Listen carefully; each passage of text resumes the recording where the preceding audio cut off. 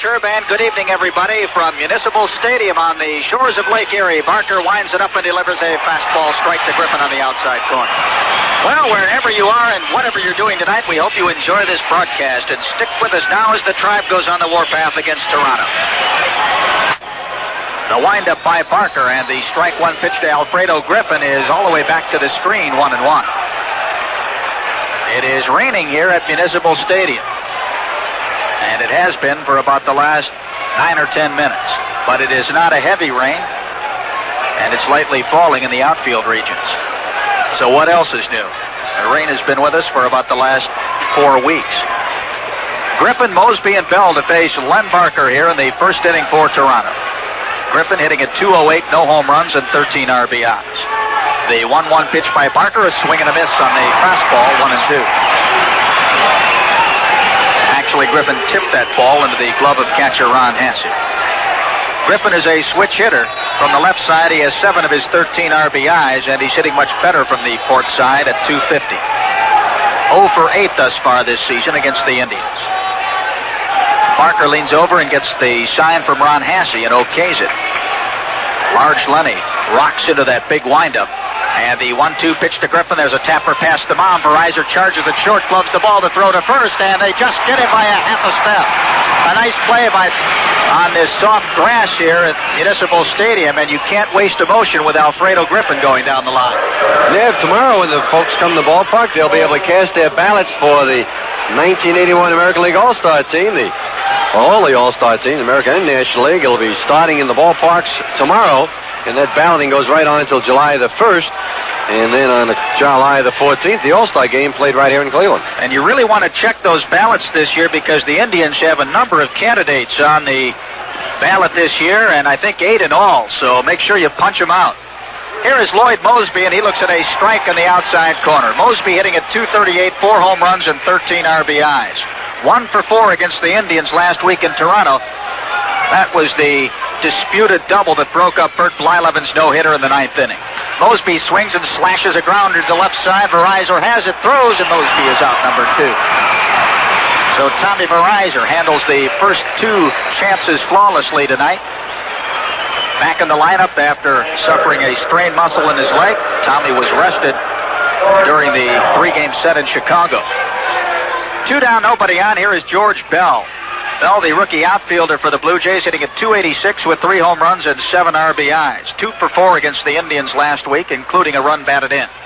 Bell hits from the right side. He stands deep in the batter's box, and now he steps out. Hara, Verizon, Kuiper, and Hargrove around the Indians' infield from third to first, and Ron Hassey is behind the plate.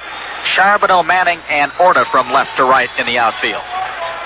The windup by Barker, the pitch to Bell. There's a ground ball to Hargrove. He gets it on the second hop. He'll run to the bag himself, and Len Barker works a 1-2-3 inning here in the first for the Tribe. For the Blue Jays, no runs, no hits, no errors, nothing across, and after 1/2 inning tonight, it's Toronto nothing, and the Indians coming to bat. This, of course, is Fabulous Franklin, the one and only Peter J., the host of Sportsline, heard each and every evening between 7 and 12. A great show.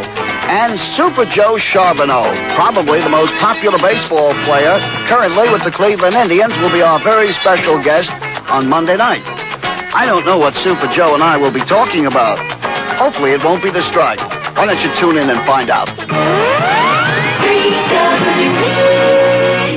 In the first inning for the Indians, Rick Manning will lead off. He'll be followed by George Orta and Mike Hargrove. The Tribe set to face the young right-hander of the Toronto Blue Jays, Luis Leal. This is Leal's first starting assignment against the Indians. In Toronto last week, he worked a couple of scoreless relief innings against the Tribe. On the season, Leal is 2-3 with a 3.97 earned run average. This will be his 6th start of the season and his 10th appearance overall. He came up to the Blue Jays toward the end of last season and posted a 3-4 record with a 4.50 earned run average in 10 starting assignments, and he had 1 complete game. Leal does not have a complete game on his ledger this year. Leal was born in Venezuela. Rick Manning leads it off, hitting at 159, no home runs, 2 RBIs, and he lines a base hit to left field on the first pitch delivered by Leal. Bell plays the ball near the line, gets it back in, and Rick Manning starts the Tribe rolling in the first with a single to left. So Manning wastes no time, and now the rain is coming down harder here at the stadium. Really a mist that's sort of blowing around and swirling right now. A very light rain. The Indians already have 5 postponements thus far in this young season, and they don't want any more. Not at this stage of things, especially coming back home after a profitable and successful trip. Here is George Orta in right field tonight, hitting at .254 with a home run and 8 RBIs, and you folks know when that home run came 2 nights ago to bust up the 16-inning marathon against the White Sox. That was one of the sweetest round-trippers I've ever seen, and ditto for George Orta as it came against his former teammates. The pitch to George, a fastball strike at the knees. George did not play in the 2 games against the Blue Jays last week in Toronto, lifetime hitting .276 against Toronto pitching. The Blue Jays have Danny Ainge at third, Alfredo Griffin at short, Damaso Garcia at second, and John Mayberry at first. Buck Martinez is doing the catching. The stretch by Leal, he throws to first, and Manning is back.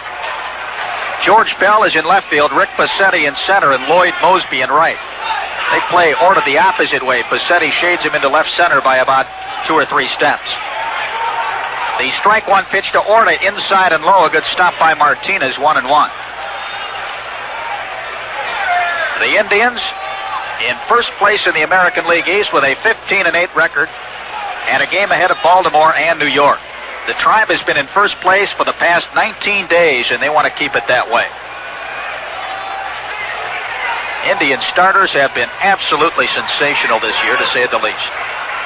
The stretch by Leal, the 1-1 pitch to Orta. There's a popper foul sliced into the seats to the third base side of home plate, 1-2.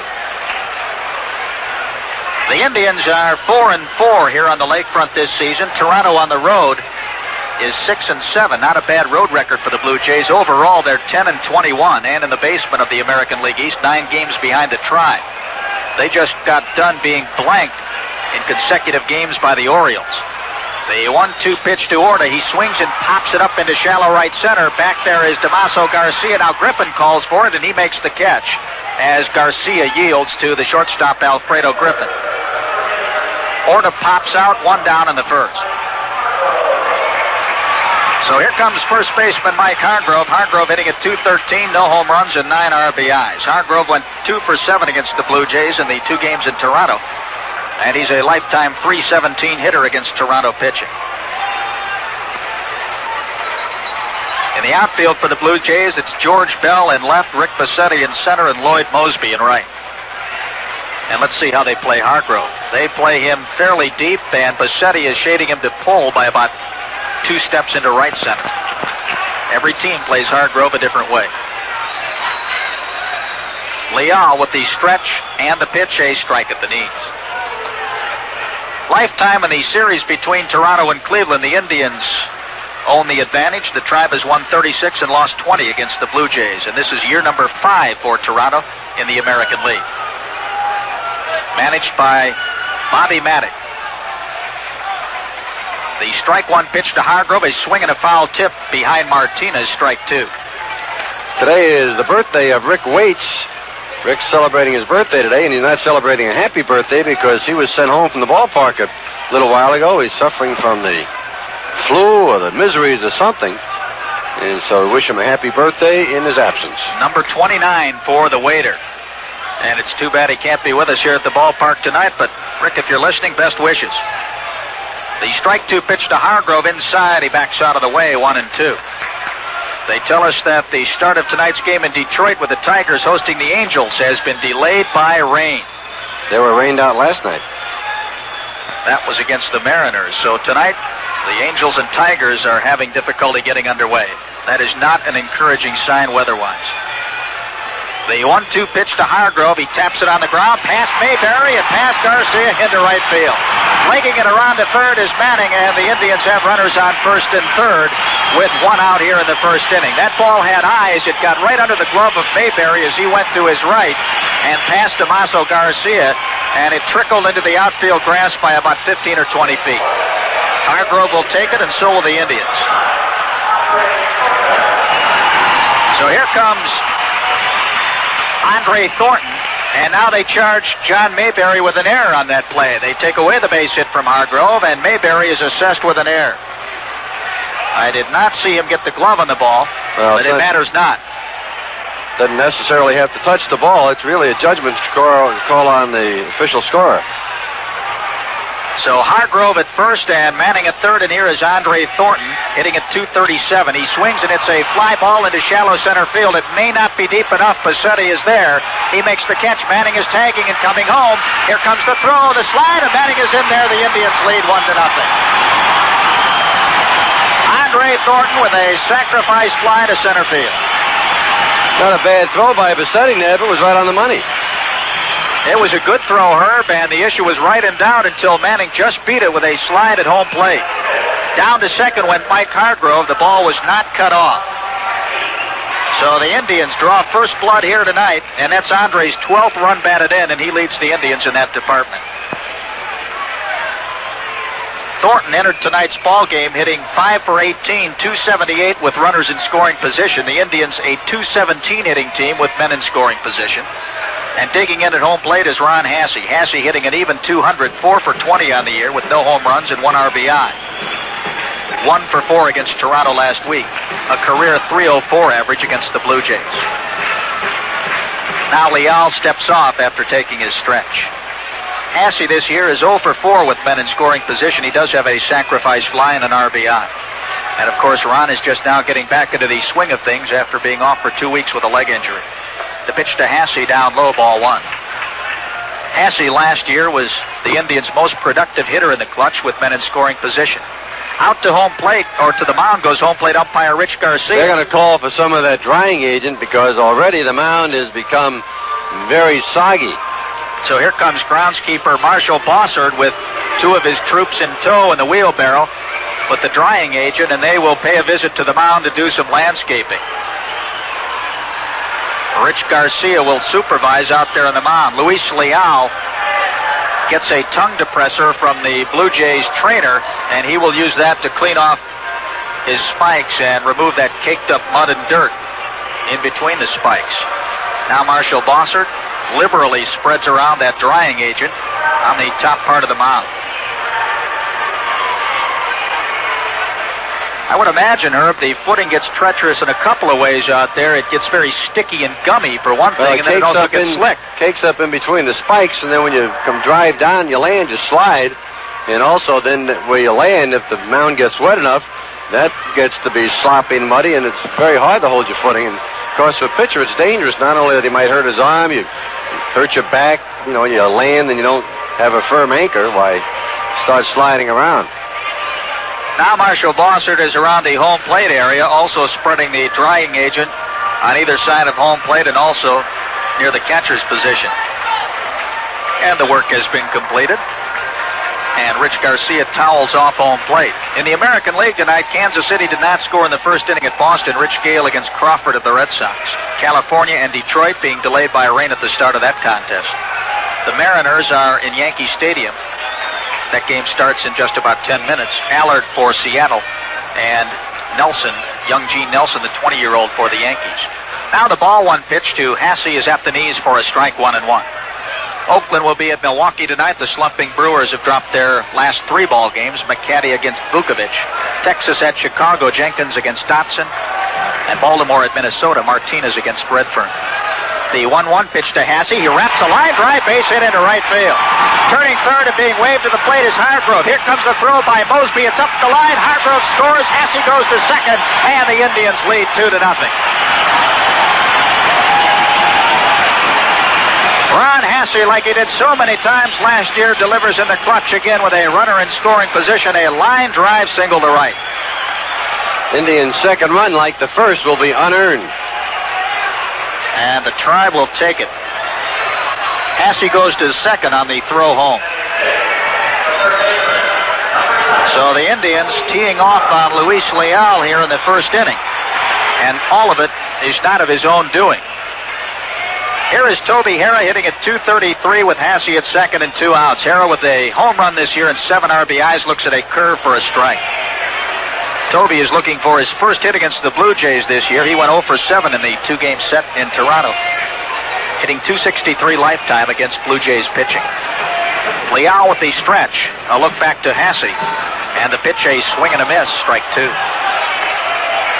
In the National League tonight, Cincinnati did not score in the first inning at Pittsburgh. Pastore for the Reds and Perez for the Pirates. St. Louis at Atlanta. The Cardinals did not score in the first inning. Sorensen against Bob Walk. The strike 2 pitch to Toby Herrick. Strike 3 call right at the knees. Toby took it, and that's all for the Indians here in the first inning of play. But for the Tribe in the first, they get 2 runs, and they did so on a pair of base hits. 1 error by Toronto, making both runs unearned, and the Indians left 1 man aboard. After 1 inning tonight, it's the Indians 2 and Toronto nothing. I'm Larry Morrow. When it comes to getting you ready for the day ahead, we cover all the bases. Music, news, traffic, sports. Weekday mornings on 3WE. WWWE, Cleveland. Hiya, Charlie. What's an old beat-up tire like you doing with a scrub brush? Hey, I'm getting all dressed up for the AAA1 recap, man. What makes you think you qualify? Experience, my boy. I've been on the road for lots of miles, and I like it. The Cohen AAA1 recap specialist isn't interested in experience. He only wants tire casings that haven't been bruised or abused. That's me. I look super. Looks don't count, Charlie. Sound sidewalls, inside strength, and good bead and belt structure are the important things, and you're just not good enough. Oh, no. Sorry, Charlie. Don't take it too hard. Just remember that people buy AAA1 recaps because they know they won't have any trouble. Our quality control ensures it. Radial bias or belted AAA1 recaps with a limited warranty road hazard guarantee sell for about half the cost of a new tire at service stations, garages, and tire stores all over eastern Ohio and western Pennsylvania. Call toll-free 1-800-362-9858 for the dealer nearest you. Depend on it. In the second inning for the Toronto Blue Jays, John Mayberry will lead off against Len Barker, and he'll be followed by Willie Upshaw and Damaso Garcia. The Indians now leading it 2-0. The Atlanta Braves scored 2 runs in the bottom of the first, and they take a 2-0 lead over the Cardinals. So Atlanta gets 2 off Larry Sorensen. Chicago will be at Houston tonight, rounding out the National League schedule. Caudill against Necro. Also Philadelphia at San Diego, New York at L.A., and Montreal at San Francisco. Those 3 will be out west later tonight. The Dodgers have won 4 straight. How about that kid Valenzuela? 8-0. A 3-hitter last night, but 2 of them were home runs by Chris Spire and Andre Dawson, the first 2 Gophers that Valenzuela has surrendered this year. So apparently he is partially human, if not entirely human. I watched that guy on cable television last night, and he is sensational.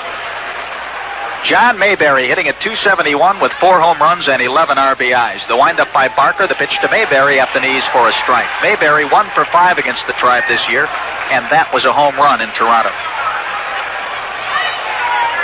The Indians play Mayberry as a dead pull hitter. The strike 1 pitch down low, 1-1. However, they do not deploy the shift that they use in Toronto, where they take the shortstop and put him around to the first base side of second. Verizon is toward the second base bag, but about 15 feet away. Kuiper is well in the hole at second. The 1-1 pitch to Mayberry, outside, ball 2. Jimmy Williams coaching at third for Toronto, and Dennis Menke over at first. This is Barker's first start of the season against Toronto, and his 5th start overall. Lenny has 2 complete games, including a shutout. The 2-1 pitch to Mayberry, smashed foul. Dennis Menke has to hop out of the way, and the ball caroms off the railing in front of the box seats down the right field line, and George Orta has to retrieve it. 2-2 the count to Big John Mayberry. This is power against power. Barker against Mayberry. Lenny with a brilliant 1.67 earned run average this year. Good for 3rd in the American League. Mayberry swings, and it's a pop-up behind the bag at second. Manning comes in. Rick is calling, and Manning makes the catch, 1 down. So Barker disposes of the dangerous John Mayberry, and here is Willie Upshaw. Upshaw is the Blue Jays' designated hitter tonight, hitting at 208 with 3 home runs and 9 RBIs this season. Upshaw 0 for 4 against the Indians this year. He can play first base. He can also play the outfield. And he's a fast man. Barker is ready. The windup and the pitch to Upshaw, a fastball strike. Lifetime against Toronto, Lenny Barker is 1-2 with a 5.48 earned run average. That victory came last year when he went 7 innings and pitched 2-hit baseball over 7 innings, and the Tribe beat Dave Stieb and the Blue Jays 6-1. Swing and a miss on that pitch on the inside corner, strike 2. If you're just joining us, the Indians hit the Blue Jays with a 2-spot in the bottom half of the first inning to take a 2-0 lead. And we'll get a station break coming your way at the first available opportunity. The windup and the strike 2 pitch high and away, 1-2. On deck is Damaso Garcia. Now the rain has lightened considerably here at the stadium, down to just a fine mist or drizzle. The 1-2 pitch, a swing and a tapper foul behind home plate. And now let's pause for station identification. This is the Cleveland Indians Baseball Network. Parker rubs up a new baseball, and the count on Upshaw is 1-2. Lenny rocks into the windup. And the 1-2 pitch, there's a ground ball bounce toward Kuiper, a slow roller. He has to wait for it to throw to first, and they get Upshaw by a step. Kuiper had to wait for that ball to come to him, and you can't waste much time with Upshaw going down the line, but Kuiper got rid of it just in time. 2 up and 2 down. Barker has retired the first 5 men that he's faced tonight, and here is Damaso Garcia, the second baseman. Garcia hitting at .222, no home runs, 2 RBIs, 0 for 4 against the Tribe this year. We'd like to pass along best wishes to lifelong Indians fan Martin Burich of Lorraine, who's currently in Elyria Hospital. He had open heart surgery earlier this week. So, Martin Burich, we hope you're feeling better. Thanks for listening, and we hope the Tribe can provide you with some excitement tonight. The first pitch is slashed down the first base line and just foul, according to first base umpire Greg Koss. Garcia nearly had a 2-base hit as he rammed that ball right over the bag, but foul. That was close. A matter of inches. Greg Koss, the first base umpire, resides here in Northeast Ohio in Medina.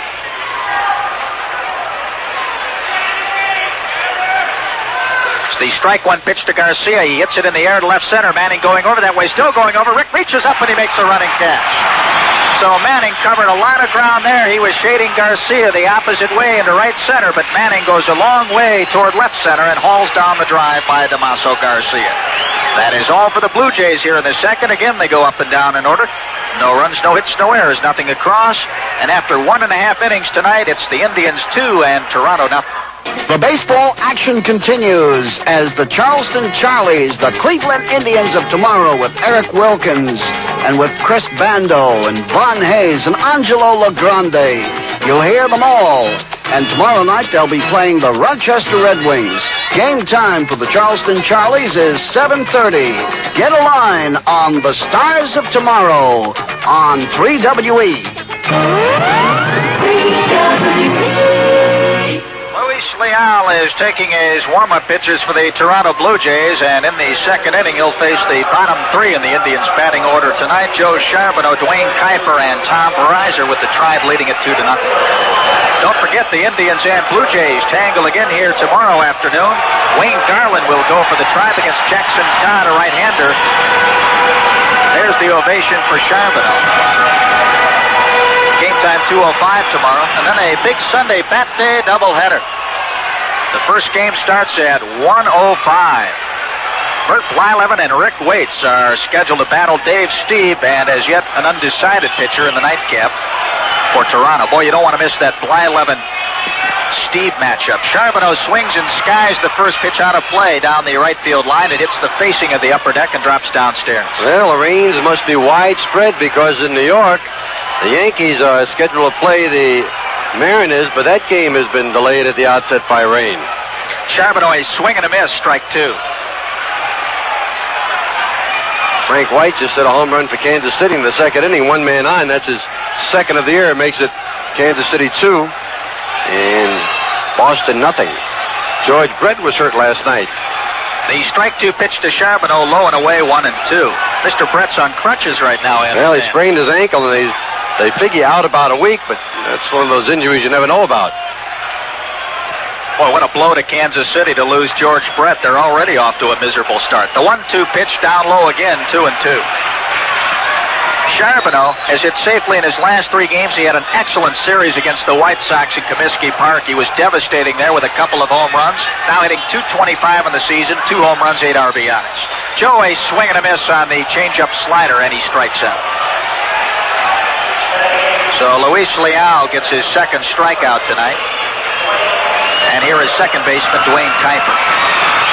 The captain, 8 for 22 this year. That's a .364 average. He went 0 for 7 in the 2 games last week in Toronto, hitting .284 lifetime against Blue Jays pitching. In close at third is Danny Ainge. The pitch to Kuiper, fastball strike at the knees.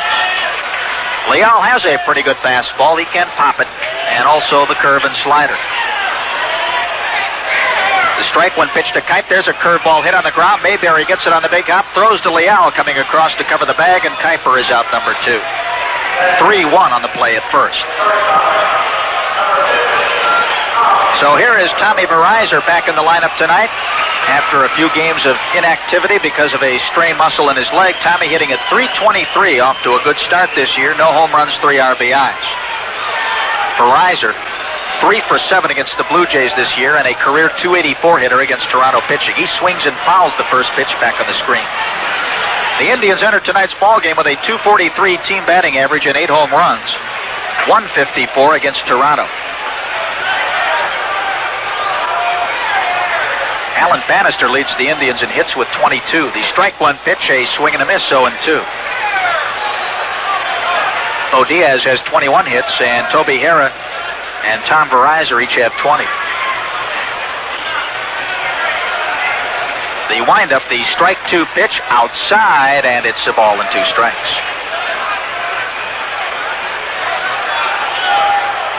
No outs, or check that, nobody on, and 2 outs. And Leal delivers the 1-2 pitch to Tommy. There's a tapper to Damaso Garcia at second. He bobbles it, throws, and the ball gets by Mayberry, and Verizor's safe. Damaso Garcia never really did get the handle on that ground ball. It's had some crazy spin on it. He bobbled it after the second hop, then he threw wide of first base. Mayberry got a glove on the ball, but it deflected toward the Indians' dugout, and Damaso Garcia is charged with an error.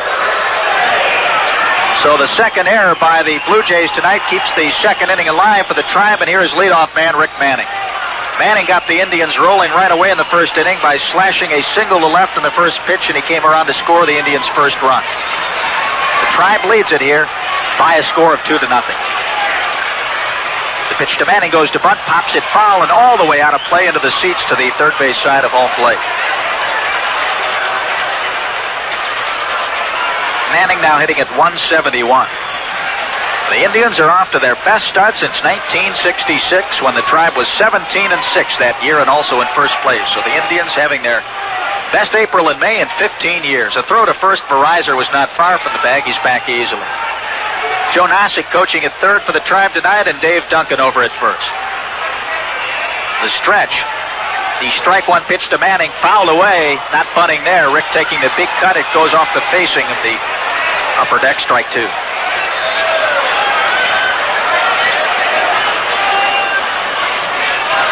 Rich Garcia is the home plate umpire tonight. Jim McKeon at third, Don Jenkinger, the crew chief, at second, and Greg Koskover at first.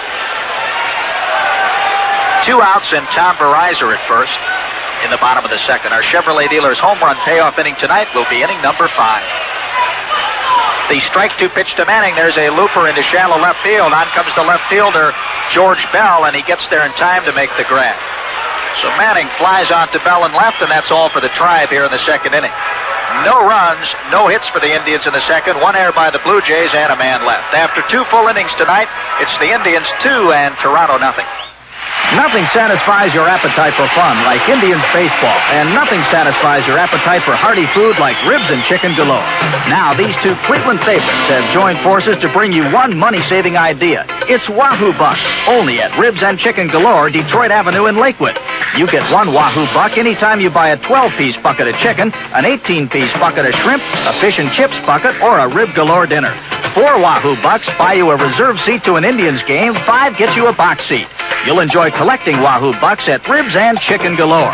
They've been a West Side favorite for years, with an all-star lineup of delicious ribs, chicken, fish, and shrimp. And they deliver to many West Side areas. Start your Wahoo Buck collection today. Let Ribs and Chicken Galore satisfy your appetite for food and fun in 81.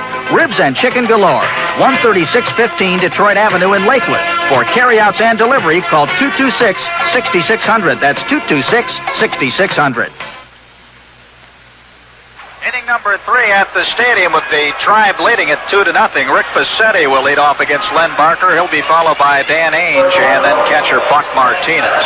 The Indians with 2 runs in the first off Luis Leal. And once again a reminder that our Chevrolet dealers home run payoff inning will be inning number 5. Lenny Barker in pursuit of his 3rd victory of the season, and Passetti looks down to Jimmy Williams for a sign. Well, the skies are overcast, but here's a guy who's always sunny and ready to carry you along. Here's Herb Score. Thank you, Nev. Hi again, everybody. The Indians lead 2-0. Standing in is Rick Passetti, right-hand hitting center fielder. Len Barker winds and delivers. Fastball blazed across the outside part of the plate, a strike. That's a good Barker fastball. He really popped that one. Indians scoring twice in the first inning. They were both unearned runs, but they count, and the Indians lead it 2-0. Wind up be the big right-hander again. Tries to bunt it, misses strike. Again the fastball. Passetti claiming to umpire Rich Garcia. I didn't try to bunt at that ball. Rich Garcia says check the scoreboard. 2 strikes.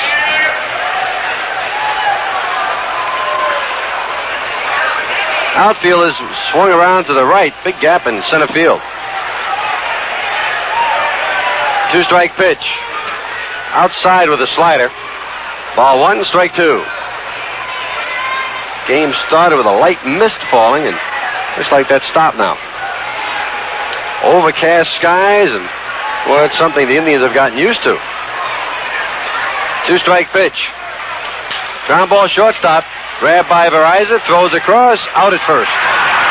6-3 on the play. That's the 3rd ground ball that Tom Verizon's fielded already in this game. Those people who sometimes will tell you, well, they start the baseball season too early. They should wait until beginning of May, middle of May to start the season. Well, this year has been proof positive that it really doesn't make much difference. You can have as bad weather in May as you can in April. Or on the other side of the coin, you can have a beautiful April and May.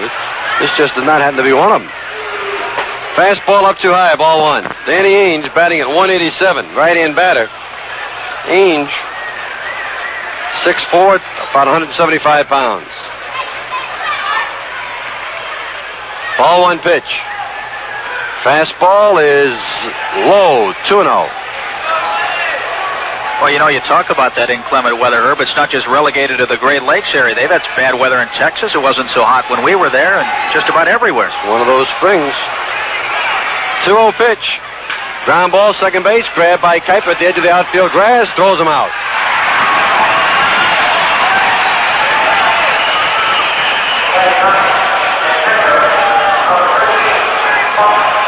Here's Buck Martinez. First time we've seen Buck in a uniform other than, well, of the Toronto Blue Jays. Been used to watching Buck in the uniform of Milwaukee.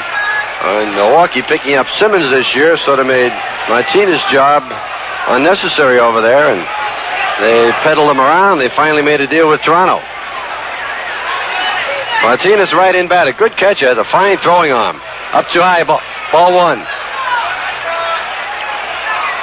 Buck Martinez, he can really fire that ball. 32 years old. Ball 1 pitch. Fly ball, center field. Manning backing up a few steps, still drifting back. Manning is there, he has it. And for the 3rd consecutive inning, Len Barker set them down 1, 2, 3. 3 up, 3 down, nothing across. Middle of inning number 3, the score. It's the Indians 2 and the Blue Jays nothing. Hello, I'm Larry Morrow. Join me Monday morning starting at 5 o'clock until 10, won't you? Because we'll have the most recent information on the baseball talks. We'll also kick off the week with all the latest information and news, too. We'll have all the music you want. The Moss Band will be following all the traffic areas to bring us up to date on how we can get to town quicker. And for you Engelbert Humperdinck fans, something very special. See you Monday.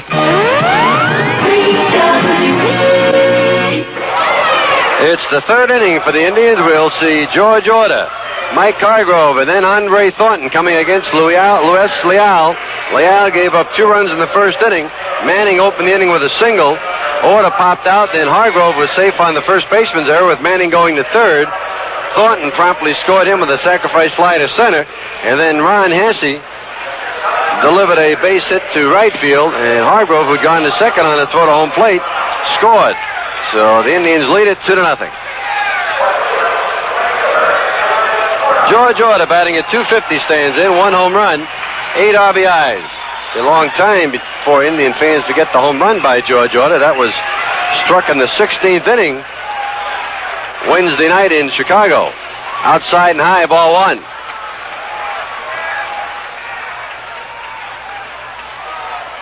Indians here tomorrow afternoon.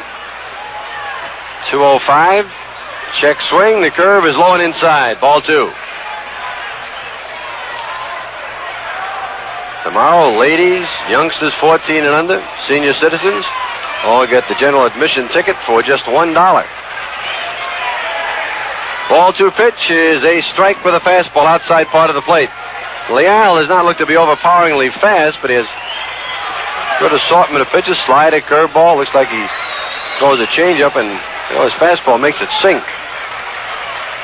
Fastball nips the outside corner. 2 balls, 2 strikes.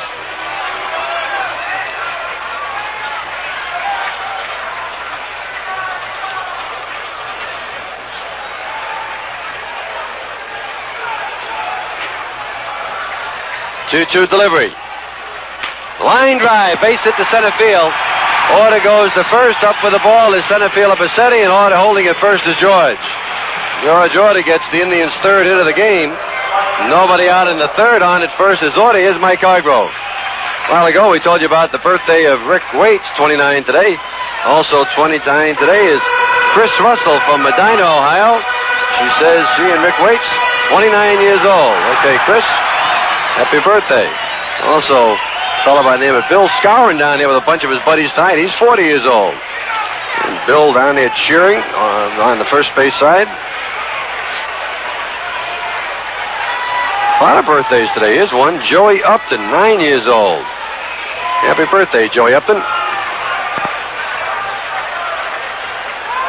Pitch to Hargrove. Hits it high in the air, right field. Going back is Mosby. Still going back, and he grabs it. Tagging at first, going towards second order. Here's the throw, not in time. Excellent hustle by George. The ball went up there. He just kept carrying Mosby. He drifted with it and finally caught up with it about 3 steps from the warning track. So Hargrove flies to right, and Order moves to second base with good hustle. Here's Andy Thornton. Andy has hit a sacrifice fly to center field, plating a run. His 12th RBI of the year. Urban is raining in Boston. The Royals and Red Sox delayed by rain in the bottom of the 2nd. What's that song? It's raining all over the world or something? Seems like it. Hard hit ball, line drive. Danny Ainge grabs it, throws to second base. Not a double play, no. Danny Ainge takes the line drive, and his basketball playing stood him in good stead. He leaped up in the air like he was going for a rebound. 2 out in the 5th inning. Here's Ron Hasse. Hasse came to the plate in the 1st inning with a runner at second base and drove a single to right field, getting the run home.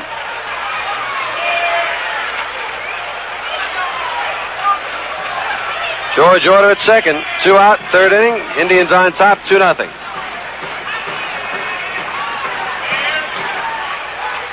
Inside part of the plate, a strike.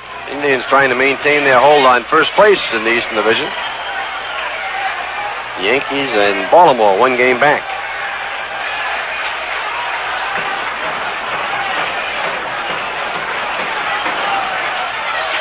Next pitch, inside. Hasse has to get out of the way in a hurry. That slider bearing right in on him. In AAA ball, Herb, the Charleston Charlies are underway. They're hosting Rochester. After 3 innings, Charleston leads at 1-0, and that's the junk man, Ross Grimsley, pitching for the Charlies tonight. 1 ball and a strike.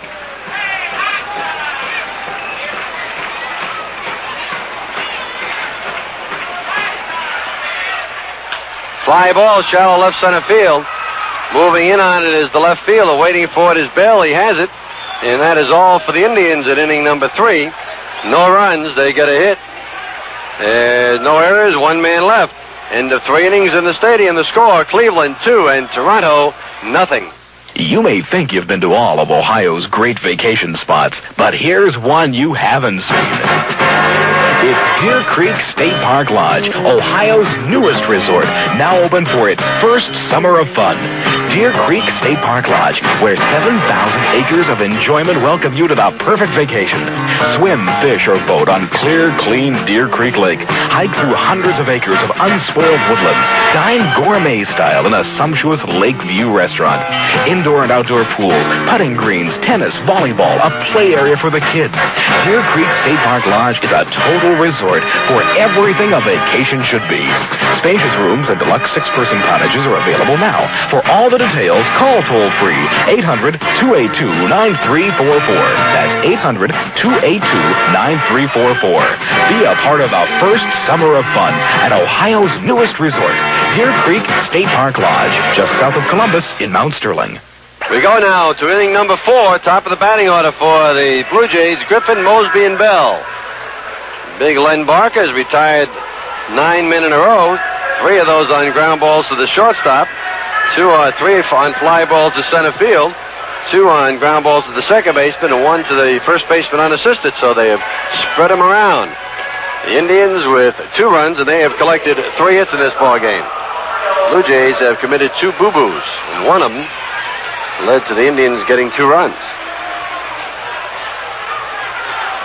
Indians tomorrow afternoon, and again on Sunday, a big Bat Day doubleheader. All you youngsters, get mom and dad and haul them on down to the stadium Sunday. First 20,000 youngsters coming into the stadium, 14 under, will get those official Little League bats. All the people coming in, with the exception of those who buy bleacher seats. By general admission, box and reserve seats, you'll all get those bats. Strike over the inside corner. Alfredo, a switch hitter batting left-handed. Looked like he was going to bunt at it, didn't offer. The ball was a strike anyway. Alfredo Griffin first came to the major leagues with the Indians. 5'11", about 165 pounds. Fouls it back out of play. I well remember Alfredo, the first 2 days he was with the Indians, he spoke very little English, other than by hello and goodbye, bacon and eggs or something. He was taken under the wing of Rico Carty. And Rico would take him everywhere and show him how to do things. 2-strike pitch. Down too low. At any rate, Rico, one day, I said, why don't we do an interview with Alfredo? I'll ask him the question in English, you'll repeat it to him in Spanish, and you'll give me... Oh, Rico thought that'd be a good idea. It would make the young man happy and let him relax a little bit. So we went off by ourselves where there wouldn't be too many people around, and we had some interview. I'd ask a question. Alfredo, how does it feel to be in the major leagues? 1 ball, 2 strikes. Bouncing ball foul, first base side. Alfredo would say something in Spanish, a very short answer. Then I'd say, Rico, what do you say? And Rico would go on for about 3 minutes. This supposed to do about a 4-minute interview. It turned out to be 12. You got a documentary out of that one. That was funny, though. And Rico really was nice to this young man and helped him out immensely. 1 ball, 2 strikes. I'm a good guy, Herbie. You know that. I can still hit sometime. 1-2 pitch. Inside. That almost undressed Alfredo Griffin. He's not very thick anyway. He's really skinny. That ball almost peeled the letters right off the uniform. 2-2. Nobody on, nobody out. This is the 4th inning. Indians lead 2-0. Bouncing ball, foul at the plate. Count remains ball 2 and strike 2. Alfredo off to a slow start, hitting at 208 when we started tonight. He's batting left-handed 250, right-handed 158.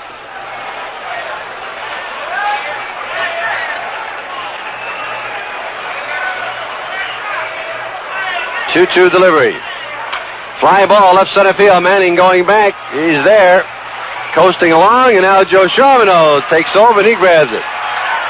Rick was moving to his right, and Joe Charbonneau sort of said, I'll take it. Just stepped right in front and hold it in. That is the first out of the 4th inning. Here's Lloyd Mosby. He has grounded to short his only time up. Left-hand batter. Mosby with good power. He has hit 4 home runs. That's the tops on the Blue Jays. Mosby and Mayberry both have 4. The Blue Jays as a team batting at 218, and they've hit 18 home runs. They have not scored now in their last 24 straight innings. Curveball, too low, ball one.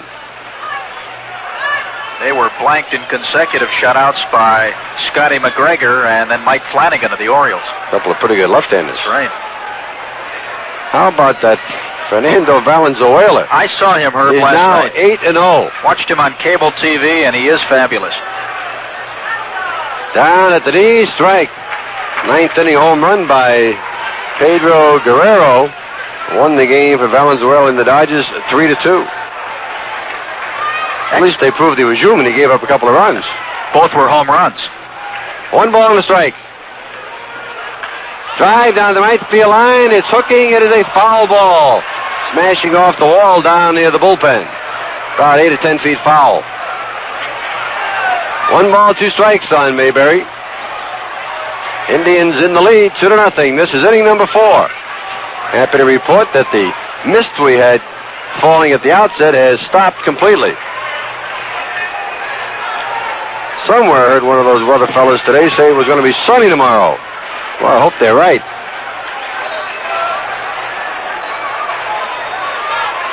One ball, 2 strikes.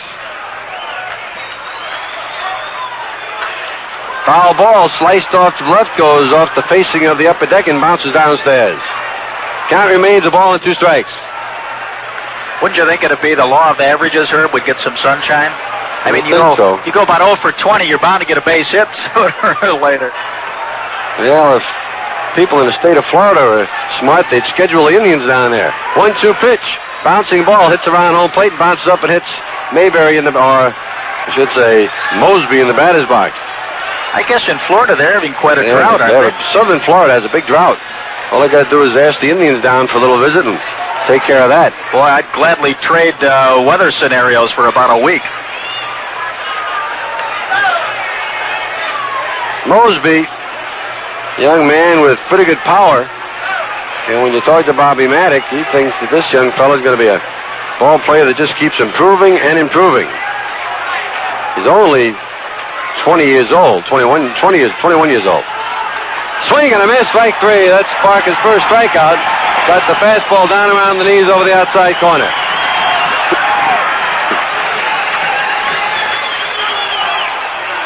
First strikeout for Len Barker. Here comes George Bell, right-hand batter. George Bell.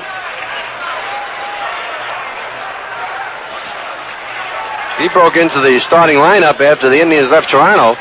He's responded pretty well. He's hit 3 home runs. Batting average of .286.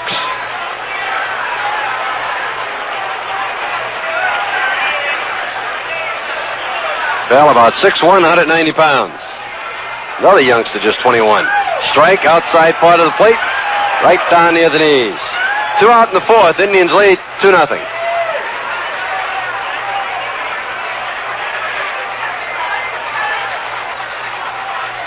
Wind up, a high leg kick, slider missed outside.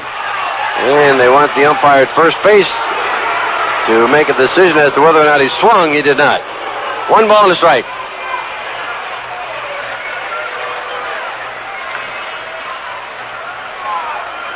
Len Barker, over the head with the hands, here he comes. High with a fastball, 2-1.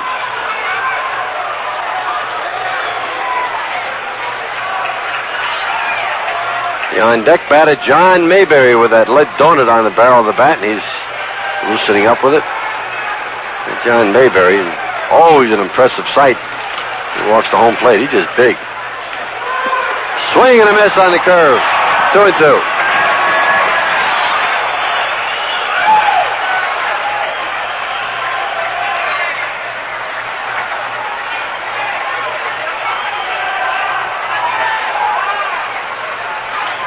Two balls, 2 strikes.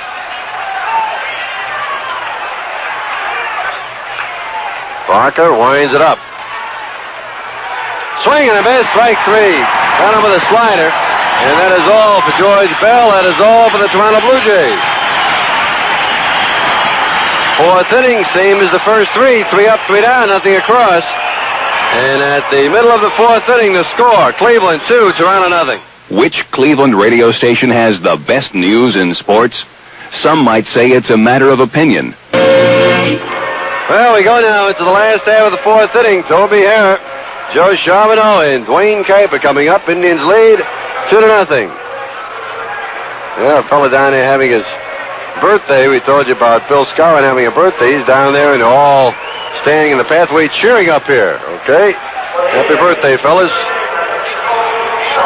We are not the only ones who have been troubled by precipitation. In Boston, they got underway, but that game has been delayed now by rain, with Seattle leading Boston 2-0. In New York, they are being delayed by rain. That's at the outset. They haven't started yet. And Detroit is trying to get started. They're being delayed by rain. Toby Harrah fouls the first pitch away. I think I said Seattle. It's Kansas City who was playing in Boston. They were leading 2-0, but the rains came, and all three of those games being held up. Toby Harrah with strike one. Down too low. Louis Leal facing Toby. Toby called on his strikes his first time up. Very close stance for the Indian third baseman. 1-1 pitch. Fastball nips the inside corner. Hannon now pitching for Atlanta in the third inning. Atlanta was leading that game 2-1.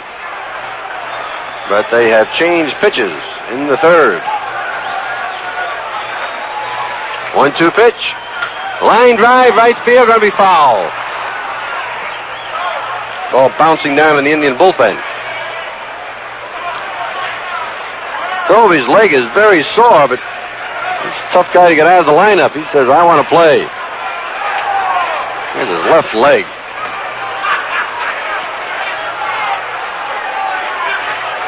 Ball one, strike two. Another drive foul down the right side. That's going to go out of play. Toby up there with a closed stance and just driving that ball to the first base side.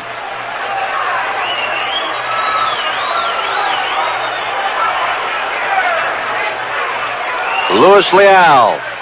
Indians lead 2-0 here in the fourth. Down too low. Ball two, strike two.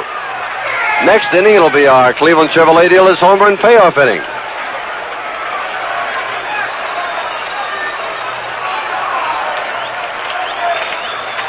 I'll give you a little clue to our first contestant. Ground ball past the mound. Shortstop Alfredo Griffin has it, throws, gets him at first. Toby grounds to the shortstop. That's the first out of the fourth inning. And we'll bring up Indian left fielder Joe Charbonneau. Our first contestant in the home run payoff inning will be James L. Pasick from Cleveland, Ohio. So if you know him, call him up and tell him, Jim, you're going to be the first contestant in the home run payoff inning. That'll be in the fifth. There's Joe Charbonneau. Struck out his first time. Joe batting at .222. Takes outside, ball one. We've already had 2 home runs in that Chevrolet home run payoff inning this year. It took us about a month to get 2 last year. Right. Down low with a slider. 2-0. Charbonneau deep in the batter's box. Close stance, feet close together. Down too low, it's 3 balls and no strikes.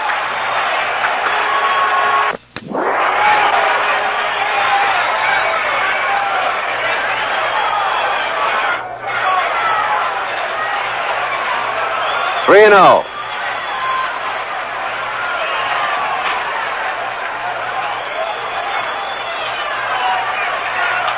Joe gets the green light, pops it up on the first base side. First baseman Mosby there. Now it's the second baseman going over, and Damaso Garcia in foul territory makes the basket catch. 2 up, 2 down, fourth inning. And the batter now will be Dwayne Kuiper. Indians lead 2-0.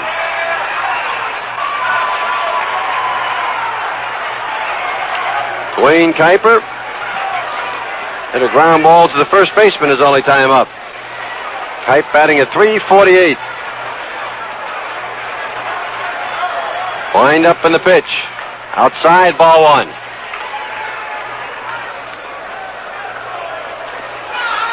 Louis Leal on the mound. Right-hander. Delivers. Strike at the knees. Leal, 24 years old, 6'3", about 205 pounds. Hails from Venezuela.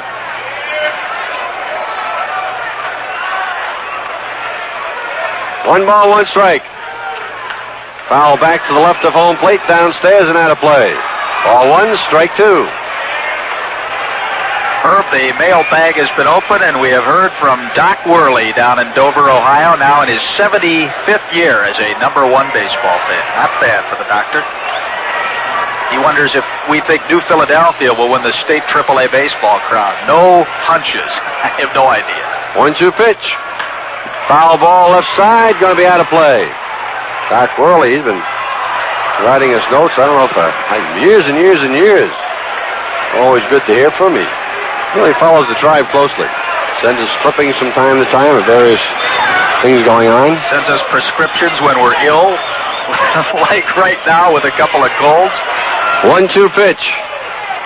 Swing and a miss, strike three. He'd been pitching him outside, and he moved the fastball in on his hands.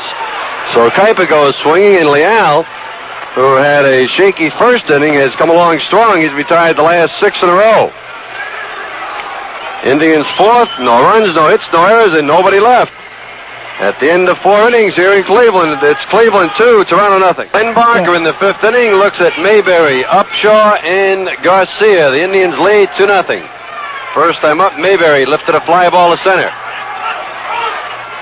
Indians have 2 runs. They've collected 3 base hits and have played errorless ball, leaving 3 on base. Blue Jays, no runs, no hits, and they have made 2 errors. And the Blue Jays, obviously, they've left nobody on base. John Mayberry, 4 home runs, 11 RBIs, and a .267 batting average. Left-hand batter.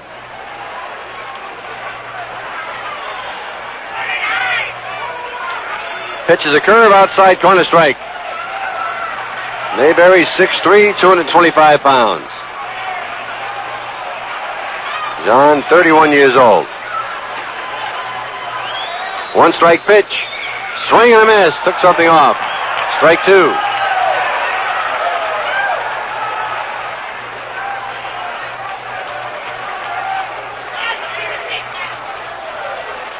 Two strikes. Just outside a bit. John had a notion to go. The curveball breaking in the dirt, and he held back. Ball 1, strike 2. Charleston and Ross Grimsley now lead Rochester 2-0 after 4 innings. And the pitch by Barker. Swing and a miss. Strike 3. Mayberry is the 3rd strikeout for Barker. They've all come in succession. The last 2 of the 4th inning, the first here in the 5th. Lenny now has 28 strikeouts this year in 36-plus innings of pitching. And he'll take a look now at Willie Upshaw, who bounced out to the second baseman, Dwayne Kuiper. 2-0 Indians.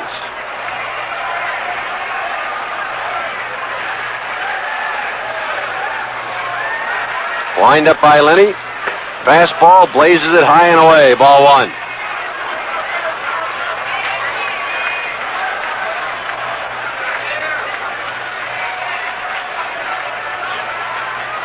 Wind up. Ball 1 pitch. Swing and a foul back. This one drops Sassy right on the seat of his pants. He was really stunned by that ball. Hit him right on the mask. Oh, that really jars a catcher. 1 ball and a strike. Indians with 15 wins, 8 losses on the year. The Toronto Blue Jays 10-21.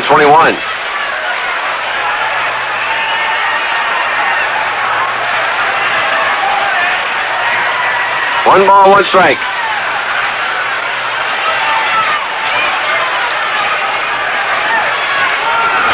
High pop, third base side. Toby Harrod drifting over near the railing. Near the railing, he leaps up. He grabs the ball. What a catch. What a play by Toby Harrod. Right up over the top of the railing. As he caught the ball, he tumbled into the first row of seats. What a play by Toby. Boy, Barnum and Bailey all the way there, Herb. Oh, outstanding. Toby judged that ball perfectly. He got right to the railing, and he leaped, and at the perfect instant reached that glove over and grabbed it. standing ovation for the Indians third baseman. He deserves it. A superior effort. That's the best play like that we've seen all season. Here's Damaso Garcia, the second baseman. Line up in the pitch. Strike at the knees, fastball.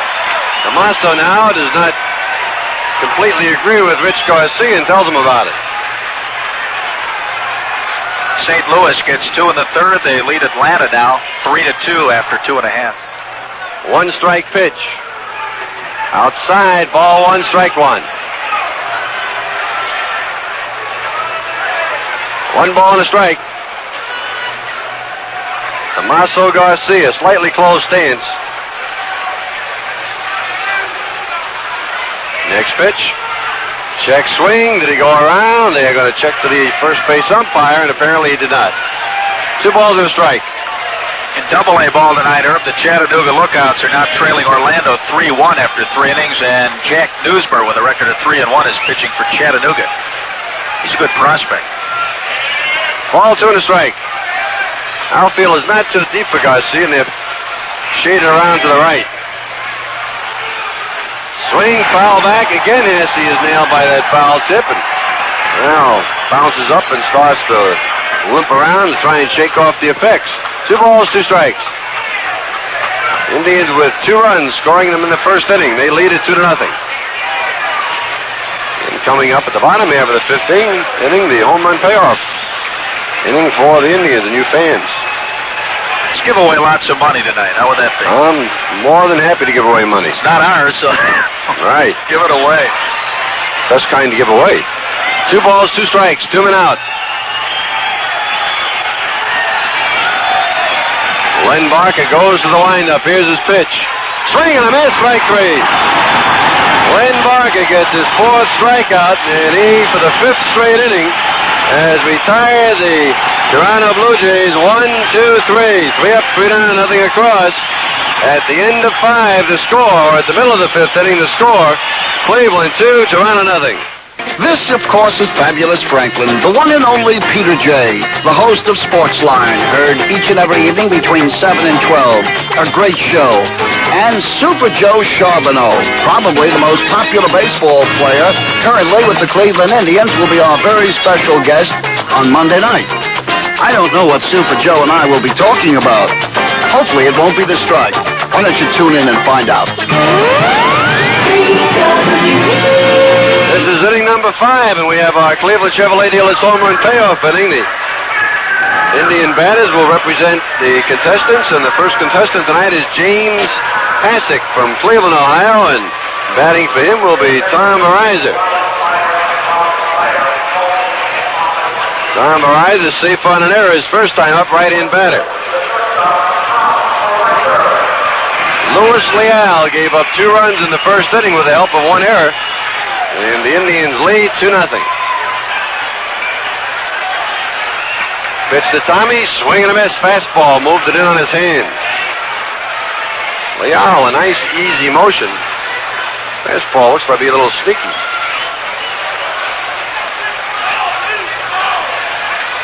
Another fastball, strike at the knees, right over the outside part of the plate.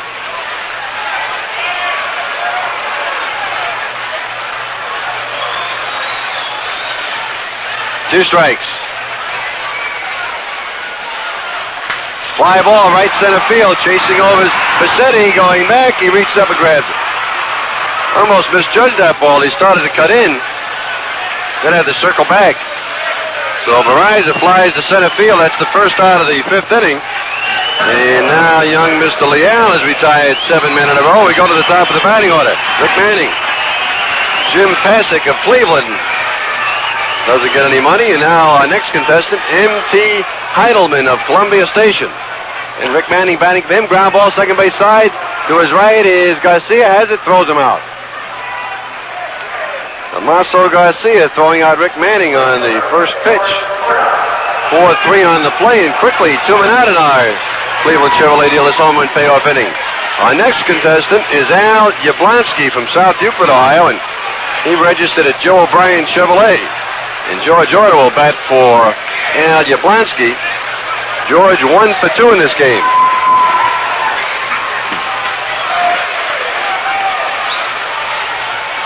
Order. Batting average up to 260.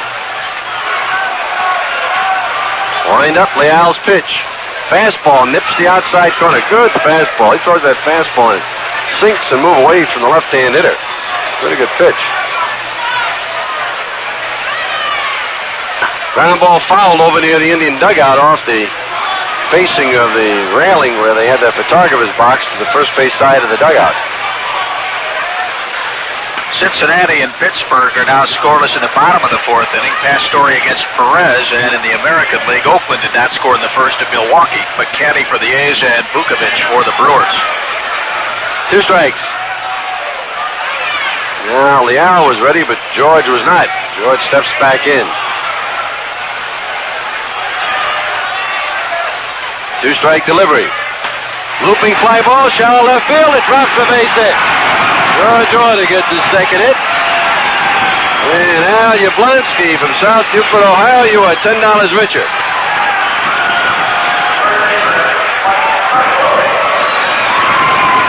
Mr. Orner has started to wrap that baseball with authority over the last week. And our next contestant now will be Rich Dudones from Akron, Ohio. And batting for Rich will be Mike Hargrove. Mike is 0 for 2. Safe on an error his first time, and then fly to right. Indian runner at first. 2 and out. Indians lead 2-0. This is the 5th. That single by Order breaks a string of 7 in a row, retired by Leal. Now, Order being checked by first base coach Dave Duncan. George just had some dirt accumulated in the spikes.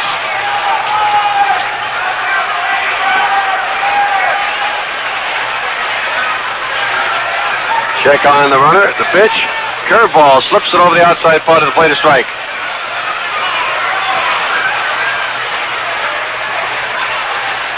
Indians 2 and the Toronto Blue Jays nothing, the 5th inning. Now, our contestant now is Al Dudones from Akron, Ohio. Throw to first, back safely.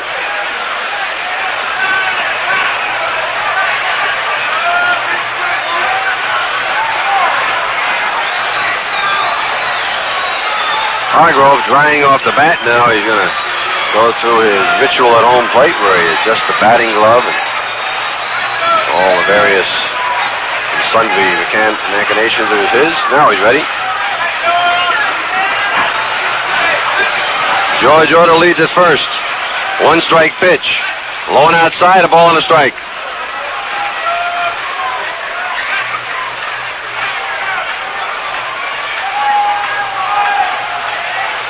Leal has worked rather rapidly in this ball game, but slowing it down a bit now, and part of that is due to Mike Hargrove.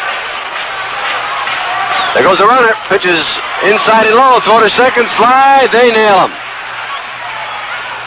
Caught at second base on a 2-6 out is George Order. And in the 5th inning, no runs. 1 hit, no errors, and nobody left. We go to the top half of the 6th inning here in Cleveland. The score, it's Cleveland 2, Toronto nothing. Announcing State Jewelers and Distributors is going out of business, announcing a total liquidation of remaining inventory. State is selling out to the bare walls in the biggest savings event Northeast Ohio has ever seen. Everything must be sold, regardless of cost, regardless of loss. Every jewelry and brand name item in every State showroom is marked down 20% right now. And that's 20% off State's regular low prices. Every single item is on sale. TVs, stereos, and small appliances, cameras, barbecues, and lawn care items, sporting goods, even fine jewelry, all 20% off State's regular low price. This is a total liquidation. Everything must be sold right now. 20% off every item in every State showroom. State is going out of business, and the savings are dynamite. The State going out of business sale. Bring cash, bring a truck, but don't miss it. Sale excludes State Akron Square Outlet Store. Northfield license number 717, June 1st. Talmadge license number 6, June 3rd. Here we go into the 6th inning tonight with the Indians leading at 2-0, and so far large Lenny Barker has been mighty large on the mound this evening. He is yet to give up a base hit. He's yet to issue a base on balls, and he struck out 4. Barker has retired all 15 men in order that he's faced. The Indians scored 2 times off Luis Leal in the first inning on a base hit by Rick Manning, an error by John Mayberry, a sacrifice fly by Andre Thornton, and a line drive single to right by Ron Hasse. Since then, Leal has been tough, but Barker has been even better, and the Indians lead it 2-0. After a 50-minute rain delay in New York, the Yankees and Mariners are about to get underway. Gene Nelson, the young 20-year-old right-hander for the Yankees, against Brian Allard of the Mariners. The Yankees trail the Indians by a game in the standings. Here is Rick Bassetti. The windup and the pitch is a strike in the outside corner. Bassetti entered the ball game hitting at .357. He grounded out to shortstop in his first trip, down to .345 now with the average. Bassetti 3 for 5 against the Indians this season with 2 RBIs. Barker cranks it up. The strike 1 pitch to Bassetti. There's a line shot. Kuiper backhands it on 1 hop. The throw to first, and he got it with a scintillating play. Dwayne Kuiper with a backhanded stop and a line drive. And he tosses out Bassetti. 16 in a row retired by Lenny. That was the finest play tonight on a ball that's been hit fair. Toby Hara has the defensive play of the ball game last inning with a diving grab of a pop foul. Hara bought a ticket and wound up in the first row of seats. And he gave everybody a thrill down there. Here is Danny Ainge. Ainge grounded out to Kuiper in his first trip, now hitting at 185. The pitch, a slider for a strike. Barker's curveball and slider have been explosive, and his fastball the last 2 innings has been overpowering. The windup by Barker, the strike 1 pitch to Ainge, down low 1-1. Most of you know the story about Danny Ainge, an All-American basketball player at Brigham Young, and now plying his trade in baseball. He certainly would have been a first-round draft choice in the NBA and a very high first-round draft choice had he elected to go the pro basketball route. The windup and the 1-1 pitch to Ainge, a strike at the knees, 1-2, and now Ainge wheels around and has a word or two for Rich Garcia, and then seems to nod his head in agreement. Ainge was brilliant in the NCAA playoffs and triggered the upset of Notre Dame in the Eastern Regional when Ainge drove the length of the floor and scored with 2 seconds left to topple the Irish. The windup by Barker, and the 1-2 pitch to Ainge, swing and a miss, he struck him out. Got him to go on a breaking ball, outside and low. Strikeout number 5 for the big right-hander tonight. And he has had excellent control tonight with a fastball has been very good, but his slide has been outstanding. In Minnesota, Kenny Singleton has rammed his 8th home run of the year in the first inning with a man on, and the Orioles take a 2-0 lead over the Twins.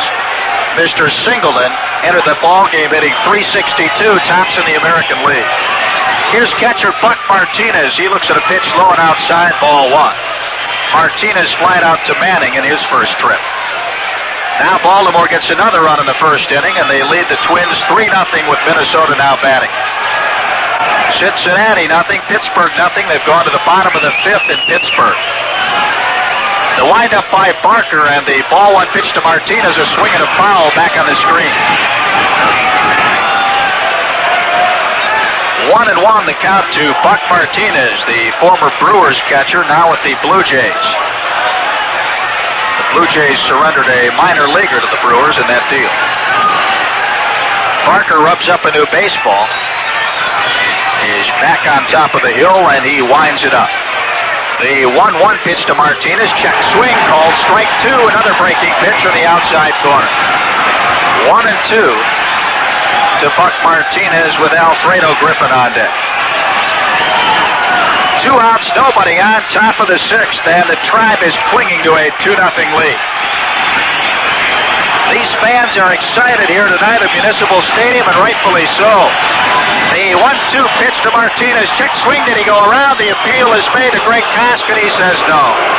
Fans are really riding on every pitch now. These fans are fully aware of what is going on here at Municipal Stadium tonight. Not one Blue Jay has reached first base in any way, shape, or form. The only way they've touched it is to circle and go back to the dugout. Barker winds it up. And the 2-2 pitcher swinging a miss. He struck him out. Lenny strikes out his sixth man tonight. And all of the last 3 innings. Again, for the Blue Jays in the 6th inning, the scenario is the same. No runs, no hits, no errors, and nobody left on base. We go to the bottom of the 6th inning with a score, Cleveland 2 and Toronto nothing. The baseball action continues as the Charleston Charlies, the Cleveland Indians of tomorrow, with Eric Wilkins and with Chris Bando and Von Hayes and Angelo LaGrande. You'll hear them all. And tomorrow night they'll be playing the Rochester Red Wings. Game time for the Charleston Charlies is 7:30. Get a line on the Stars of Tomorrow on 3WE. In the 6th inning, the Indians will have Mike Hargrove, Andre Thornton, and Ron Hasse set to face Luis Leal. And before Hargrove steps in, let's pause now for station identification. This is the Cleveland Indians Baseball Network. This is Pete Franklin, and I talk to more sports fans than anyone. Sportsline, America's #1 sports talk show, weeknights 7 to midnight on 3WE, WWWE, Cleveland. Mike Hargrove tonight is 0 for 2. He scored the Indians' second run in the 1st inning after reaching on an error by John Mayberry. Hargrove slapped a bouncing ball that got underneath the glove of Mayberry and went into right field, and Mayberry was assessed with an error. Then Hargrove flied out to right field, and he looks at a pitch up high, ball 1. Hargrove, the human rain delay, goes back into action there in the batter's box. And now Luis Leal winds it up. And the pitch to Grover, a breaking ball, is across for a strike, 1-1. We have an amusing letter here from a couple of diehard Indians fans down at Ohio University, Tom Taylor and Rich Fagler. Tom is from Elyria and Rich from Aurora. I'll get to it in just a second. Fairly comical. The 1-1 pitch to Hargrove, another breaking ball across at the knees, 1-2. For a 58-minute rain delay, California and the Tigers get underway. Witt for California, Morris for the Tigers. You look around here, but all those delays tonight, and we're fortunate to have this one underway on time. The windup by Leal, the pitch to Hargrove, down low, 2-2. Anyway, Tom Taylor and Rich Fagler, who attend Ohio University, say that they have trouble picking up the Indians broadcast down there along the Ohio River in Athens because there's no affiliated station down that way in the Indians network. We'll have to see what we can do about that next year, fellas. But anyway, in the 4th floor bathroom of Washington Hall, that's where they get the best reception from the flagship station, and that's where they camp out every night the Indians play. The 2-2 pitch to Hargrove. There's a looping fly ball into center field for a base hit. Hargrove was hit in on the fist by Leal, but he just wristed it over the bag at second and into center. So the Indians have the leadoff man aboard here in the bottom of the 6th inning. Hit number 5 for the Tribe tonight and number 1 for Hargrove. So anyway, Tom Taylor and Rich Fagler, we hope you're enjoying tonight's game in the 4th floor laboratory of Washington Hall at Ohio U. I've heard some strange ones, and that's right at the top of the list. Any port in the storm, right, guys? Okay, here's Andre Thornton. Thornton tonight is 0 for 1 officially. He drove in the Indians' first run with a sacrifice fly in the 1st inning, and he looks at a strike on the outside corner. In the 3rd inning, Andre smashed a line drive right to Danny Ainge at 3rd, and Ainge made a nice backhanded stab. In the 5th inning in Atlanta, the Cardinals continue to lead the Braves 3-2. The pitch to Thornton, he pops it up on the right side of the infield. Back there and calling on the grass is Damaso Garcia, now still going back, and he makes the catch. So Thornton is out number 1 in the 6th inning. Here is catcher Ron Hasse. Hasse is 1 for 2 tonight. He lined a run-scoring single to right field in the 1st inning and then flied out to left in the 3rd. Hasse hitting a .227. Ron this year is 5 for 22. Last year, the Indians won 8 ball games in 13 meetings with the Toronto Blue Jays and took 5 out of 6 from the Blue Jays here in Cleveland. The first pitch to Hasse is down low, ball one. Now some warm-up activity in the Toronto bullpen. That's a right-hander going to work. Can't tell offhand who it might be. That's Joey McLaughlin. The stretch and the ball one pitch to Hasse down low again, ball two. So Joey McLaughlin, a right-handed relief specialist, is heating up in the Toronto bullpen. The Blue Jays in their road uniforms, which are sky blue in color with the white lettering and white numerals. And the dark blue and white caps. The stretch by Leal, the ball two pitch to Hasse down low and inside, ball three. 3-0 the count on the Indians catcher. And Toby Harrah is loosening up on deck. 1 out, 1 on. And we're in the bottom of the 6th inning. The Indians lead it 2-0.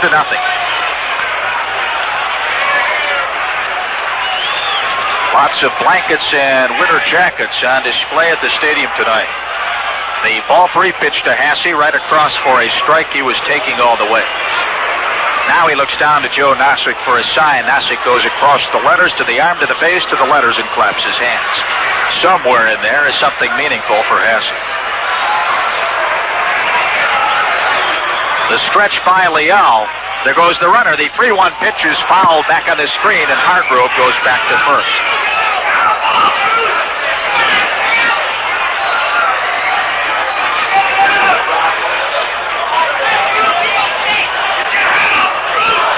Three and two, the count on the Indians catcher. And we'll see if Hargrove will run again on a 3-2 pitch with 1 out. The Pirates do not score in the bottom of the 6th inning in Pittsburgh. They go to the 7th, and Cincinnati and Pittsburgh are still scoreless. The stretch by Leal. Again, the runner is going. Hasse swings and skies it into straightaway right field. Mosby is waiting for the ball to come down. A towering fly. He makes a one-handed catch, and Hargrove gets back to first. Well, and Hasse was right on that pitch. He just got under it a bit. And Hasse knew it. He just whipped his batting helmet across the top step of the dugout. Ron would like to have that pitch back again. But that won't happen, and now the Indians have 2 outs here in the bottom of the 6th, and here is Toby Harrah. Toby was called out on strikes to close out the Indians' 2-run first inning. And he started the 4th inning bouncing out to Alfredo Griffin at shortstop. Toby now hitting at .227. The first pitch to Harrah. There's a line drive into left field on one hop pass to diving Griffin, and Hargrove stops at second. A solid smash by Toby Harrah to left. Now the Indians have 2 on with 2 out. And that's the 6th hit off Luis Leal, and here comes Joe Charbonneau. Charbonneau tonight struck out swinging in the 2nd inning, popped out in foul territory to Damaso Garcia in the 4th. Charbonneau with runners in scoring position this year is 3 for 14. That's a .214 average. And that is up considerably after a fine series against the White Sox. 2 of Joe's 3 hits with runners in scoring position have come with men on first and second. He's 2 for 6 in that category. So the Indians would like some more of that magic to continue. Carlton Fisk just put the White Sox on top 1-0. Home run in the 1st inning, and the White Sox are still batting. That's 5 for Fisk. The stretch by Leal, the pitch to Charbonneau, a curve is up high, ball 1. You don't know if you read that letter from those fellas down there in Athens at Akron U. Well, we have a station down there, ACRN, one of our network stations. That's a new, that's on the cable network, I believe. Yeah, that is on a campus hookup down there at Ohio University. It is not on our commercial network line, but it's available to them down there. Right, good point. I forgot to mention that. Bobby Maddock went out to the mound to talk to Luis Leal. Alfredo Griffin and Buck Martinez joined in the conversation, and now Maddock, the veteran skipper, goes back to the Blue Jays dugout. The count on Charbonneau, ball 1. Runners at first and second, and the pitch to Joel fouled back on the screen. He had a good cut at that pitch, 1-1. The Indians back home tonight after a successful 8-game venture. to Toronto, Minnesota, and Chicago. The Indians split a pair in Toronto. Took 2 out of 3 from the Twins and 2 out of 3 from the White Sox. That's a good trick in Comiskey Park. It took 16 innings to bag that second one, and we'll take it. The 1-1 pitch to Charbonneau, fouled back on the screen, 1-2. Joe was right on top of that one and just got a piece of it. He is really frustrated now at home plate. Like Hasse, he'd like to have that pitch back. McLaughlin continues to pump away in the Toronto bullpen. On deck is Dwayne Kuiper. Hargrove at second and Hara at first, 2 outs. Charbonneau stands deep in the batter's box. Twirling the bat now as Leal takes his stretch. And the 1-2 pitch to Joe. There's a ground ball to Damaso Garcia at second.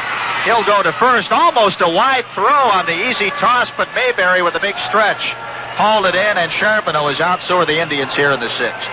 For the Tribe in the 6th inning, no runs. They had a couple of hits, no errors, and 2 men left. After 6 full innings tonight, the score remains Cleveland 2 and Toronto nothing. Geauga Lake's not the only one. You've never had fun like this. But why drive for to have less fun? You've never had fun like this. There's just no reason to drive far. Spend your time in the park, not in the car. Of course, no matter where you are, we're the one you shouldn't miss. Make this the year you do it. Come and laugh your whole way through it. You've never had fun, you've never had fun, you've never had fun like this. Geauga Lake. You know how it is when you take the kids to one of those far-away amusement parks. You're just about out of the driveway and they start saying, Daddy, are we there yet? And you say, almost. Almost, until you almost lose your mind. Well, when you go to Geauga Lake, you really are almost there. And best of all, Geauga Lake has all the fun the other places say they have and almost do. You've never had fun, you've never had fun, you've never had fun like this. Geauga Lake, Geauga Lake. In the 7th inning, Lenny Barker will face the top third of the Toronto batting order, Alfredo Griffin, Lloyd Moseby, and George Bell. The Indians have 2 runs on 6 hits. They've played errorless baseball. The Toronto Blue Jays, no runs on no hits, and they've committed 2 errors. And one of those errors in the 1st inning figured in both runs being unearned. And that's the margin of difference right now. Alfredo Griffin has grounded out to Tom Bereiser, and he's flying out to left field. Griffin is very fleet of foot, and he is quite dangerous with the bat in this particular situation because a bloop or a soft roller. And Toby Harrod guarding against the bunt coming in close. The windup and the pitch to Griffin. He smacks it on the ground. Kuiper has it going to his left. They throw, and they get Griffin by a step, and another fine play by the captain. Kuiper had no time to waste. He had to load that ball in a hurry. So Kuip has made stops going to his right and going to his left, and Griffin is out number 1 here in the 7th inning. He becomes the 19th consecutive man to be set down by large Lenny Barker. Here is Lloyd Moseby. He's grounded out to short, and he struck out swinging in the 4th inning. He was the first of Barker's 6 strikeout victims tonight. The windup by Lenny, and the pitch to Moseby on the outside corner for a strike. It was Lloyd Moseby who shattered Bert Blyleven's dreams of a no-hitter in Toronto when he sliced a drive to left field that Larry Littleton momentarily lost in the lights in the 9th inning, and Moseby was awarded a 2-base hit. He swings and misses a slider, strike 2. And Lenny Barker is overpowering right now. He just blew that ball right on by him. Now we're getting a light rainfall here at the stadium. The umbrellas have popped out again, and the box seats behind both dugouts. After an hour's rain delay in Boston, they are playing again. It's Kansas City and Boston. Kansas City was leading it 2-0. The windup by Barker, and the strike 2 pitch is just off the outside corner, 1-2.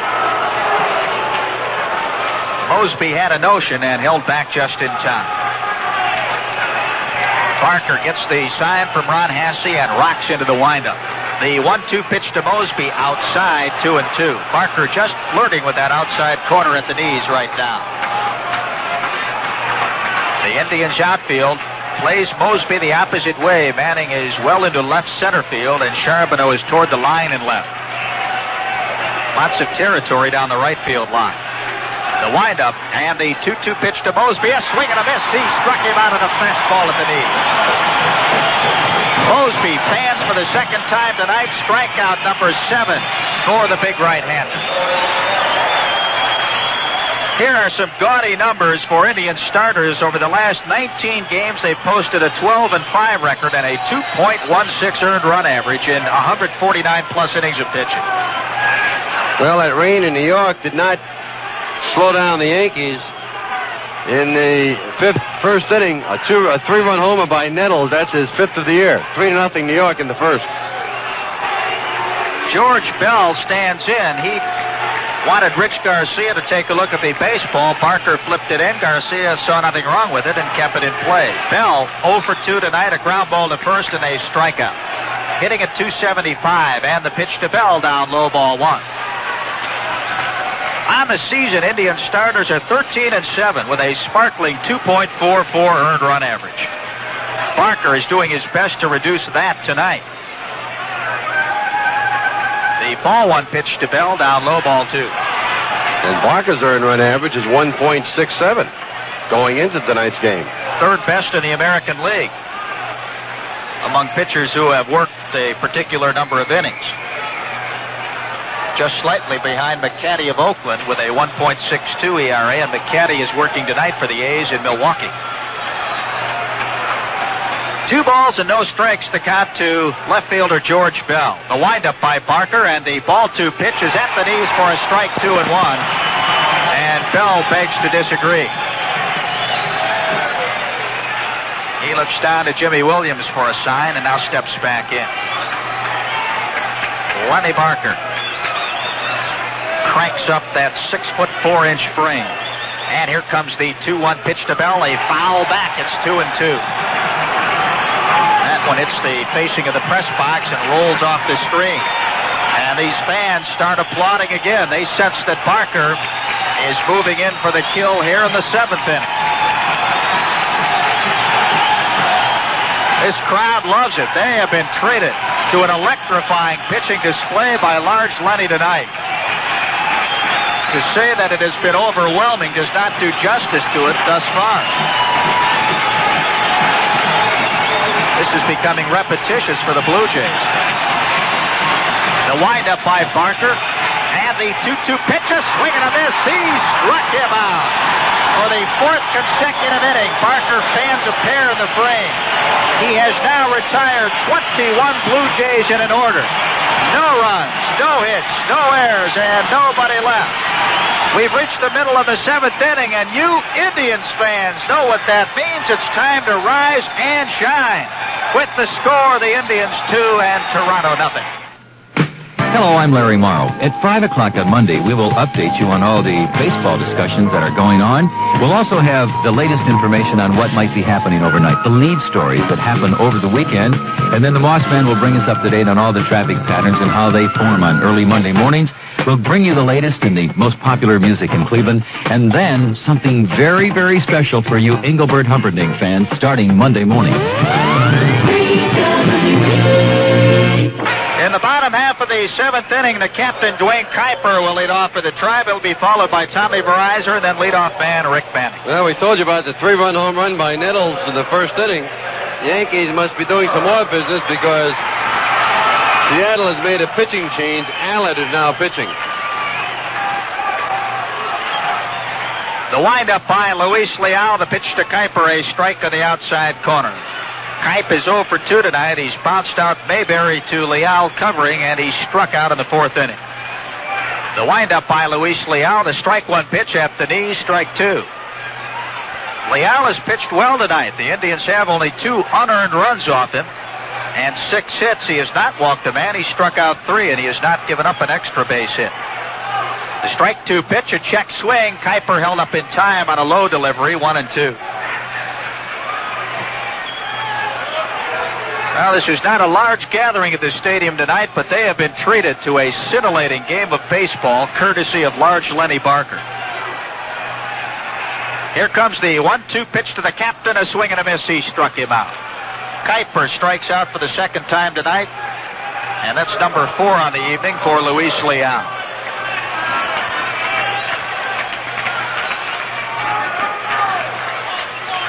The Yankees scored 5 times in the bottom of the first to seize a 5-0 lead over the Mariners. Here is Tommy Bereiser, the windup of the pitch to Tommy, a curveball strike. Tommy is 0 for 2 tonight. He reached on an error by Damaso Garcia in the second inning, and he flied out to center in the 5th. The strike 1 pitch, there's a fly ball to right field, and just about straight away, back there is Mosby backpedaling, and he hauls it in.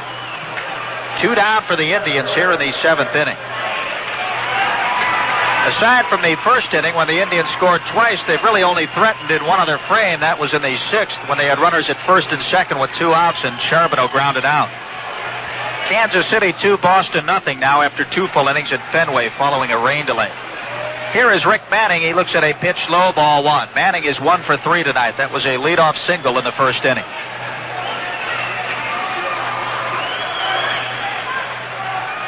Next pitch to Rick, a swing and a miss. Well, as Luis Leal has pitched good baseball tonight. He surely has. Well. Leal has settled down nicely since the first inning, and part of the problem in the first inning was not of his making on the error by Mayberry. The pitch to Manning, a swing and a foul tip in the dirt at home plate, 1-2. Rich Garcia inspects the baseball, pops it back into the glove of Buck Martinez, and keeps it in play. 2 outs, nobody on in the bottom of the 7th for the Indians. They lead 2-0. The windup. And the pitch to Manning on the outside corner with a fastball called strike 3. Strikeout number 5 for Leal. And quickly the Indians are done here in the 7th. They go up and down in order. No runs, no hits, no errors, and nobody left on base. And after 7 full innings of play, it's still Cleveland 2 and Toronto nothing. Join me this week for the grand opening celebration of my all-new gigantic used car lot. Hi, this is Rick Case. I need 100 used cars now to fill my new used car lot, so I'm paying top dollar for your car. I'll either take it in trade or buy it outright. You won't get more anywhere for your car. And now, when you buy a new Honda Accord LX or any used car, you get a moped free. I'll even give you a moped if I buy your car. And if you buy any new or used car from me, I'll give you free emergency road service for as long as you own the car. And I'll guarantee you'll be 100% satisfied with any new or used car you buy from me. And if you're not, I'll buy it back. It's that simple. We have all the new Honda cars, Civics, Accords, and Preludes, all on sale now and available for immediate delivery. So beat the price increase at Rick Case Honda, America's largest dealer in Cleveland on I-90 at East 200th Street and in Akron on State Road, Route 8 in Cuyahoga Falls. Well, it's inning number 8. The Indians lead 2-0, and on the mound is the big right-hander, Len Barker. Barker has struck out 8. He hasn't walked anybody. He has retired 21 men in a row. And Nev, you have a note? An interesting one, Herb. We have one from Dorothy Schweder, or Schwader, I believe it is. Please announce that my father and brother-in-law, George Schweder and George Schweder Jr., have flown in from Port Richey, Florida to see the Indians play tonight because they still feel the Tribe has a terrific team, and they're seeing a terrific ball game. Yes, they are. Here's Mayberry, followed by Upshaw, then Damaso Garcia. Indians swing the outfield around to the right. Wind up by Barker. Up to high, ball 1. The Indians are not over-shifting on Mayberry, putting 3 infielders on the first base side as they do many times. Barker, as quick as he is, they feel that Mayberry not going to pull quite as much as he normally would. The outfield swung well around, however. Ball 1 pitch. Strike at the letters. Len Barker. Barker didn't strike anybody out for the first 3 innings, and since the 4th inning, he's at 8 strikeouts. He has been just in command all the way. Swing and a miss. He took something off the fastball. 1 ball, 2 strikes. Mayberry way out in front.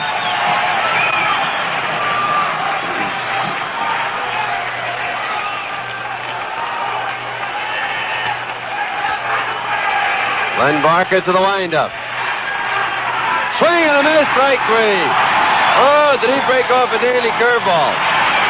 Barker has his 9th strikeout. He struck out the last 3.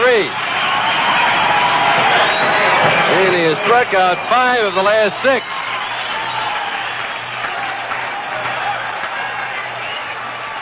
Batter now is Willie Upshaw, left-hand batter. Willie 0 for 2. Grounded to second, and then on a terrific play, Toby Harrah leaping over the railing beyond the dugout, took it out of the stands, and he fouled out to Toby. Swing and a miss, the fastball, strike 1.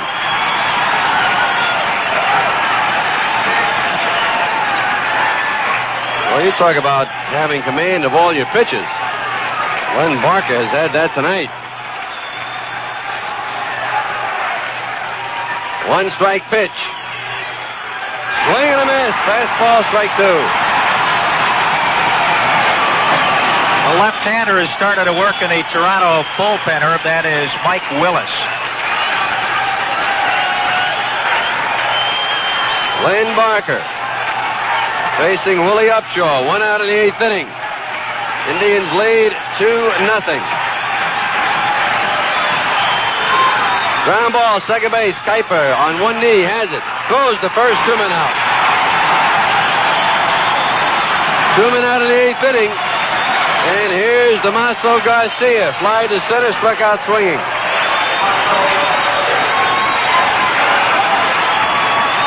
Damaso Garcia, right-hand batter. He's 6 feet tall, weighs about 170 pounds. Garcia, 24 years old. Barker winds it up and delivers. Curveball, he breaks it over the inside corner, strike. This is a clinic tonight, Herb. He has been behind very few batters, if any. Ball 1. Or strike 1, I beg your pardon.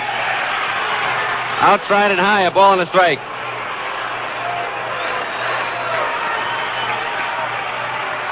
Two outs in the 8th. Indians lead 2-0. Trailing. Len Barker has been flawless.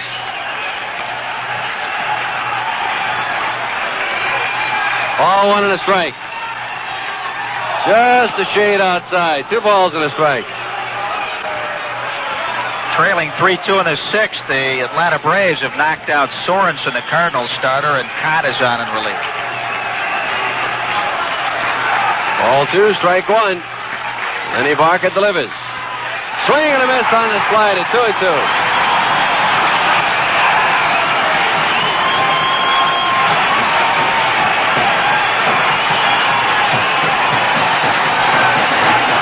Damaso Garcia with 2 strikes. 2 balls, 2 strikes. Listen to this crowd. Everybody in the ballpark on their feet. Foul ball at home plate. Ball 2, strike 2. We are not large in numbers tonight because the weather's not been that good, but fans that are here are really into this ball game.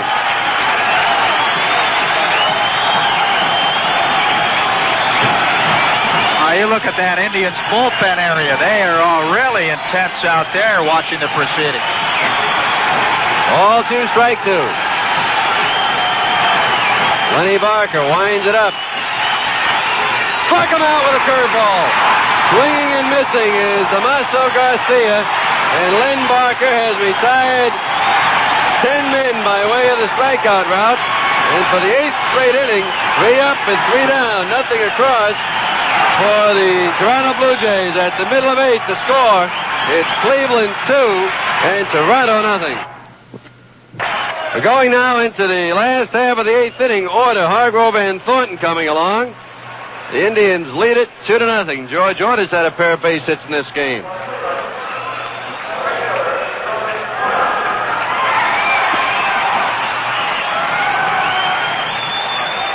$7,290 the attendance here this evening. They are not large in numbers, but boy, they are into this ball game. Indians leading 2-0. George Order raised his batting average with those 2 hits tonight, and he is now batting at .270. Louis Leal. Down low, ball one. Eyes all on Len Barker tonight because of his flawless performance here, but Louis Leal has pitched a very fine ball game. He's given up 2 unearned runs. They came in the first inning. Drive to right field. There it goes. Way back. It is gone. A home run. George Order.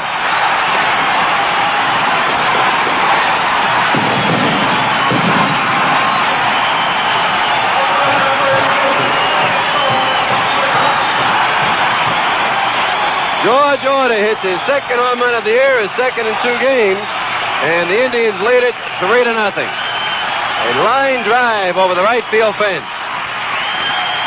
That for the Indians is their 7th base hit. Boy, that one was almost identical to the one he hit in Comiskey Park, Herb, just about the same spot. Comiskey Park, maybe a little higher, but right. This one, same spot, straight away right. Here's Mike Hargrove. He's had 1 for 3. Outside and high, ball 1.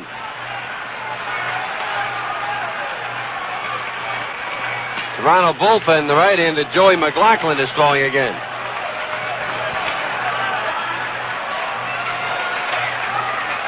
Eighth inning, Indians on top, 3-0.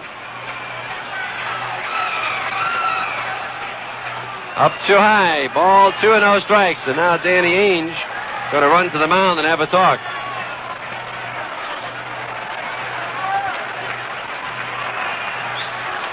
Boy, the way this crowd has sounded tonight, you'd think there were 40,000 here. Sure do. It's a crowd that has watched this ball game, and momentum is built. Over the outside part of the plate, a strike. Mike Hargrove does not like the decision by umpire Rich Garcia. Ball 2, strike 1. This is the last of the 8th. Indians on top, 3-0. High pop, third base side. Down the foul line goes Alfredo Griffin. He's still in fair territory. Drops the ball. In the second base goes Hargrove. Alfredo Griffin dropped the ball. He'll be charged with a 2-base error all the way on that. And that is the scoring decision. Alfredo was there along with third baseman Danny Ainge, and coming on was the left fielder Bell. Alfredo appeared to say, "I'll take it," then hit the glove and he lost it. 2-base error. Alfredo trying to make kind of a basket one-handed catch on that. He had the glove in the open face-up position at about his waist, and it looked like it hit on the heel of the glove and went right off. Here's Andy Thornton. He had a run batted in with a sacrifice fly in the first inning, and he is 0 for 2. Hargrove at second. High, ball 1.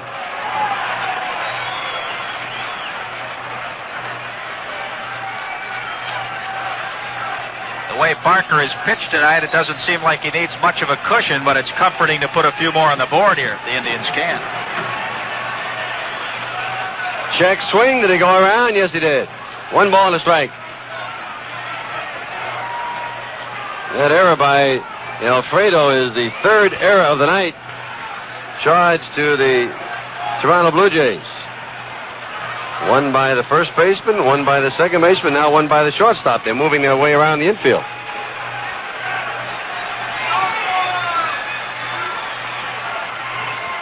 Inside, Andy has to get back in a hurry. That almost got him on the left shoulder.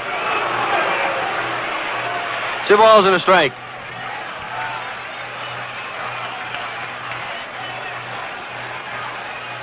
Ball 2, strike 1.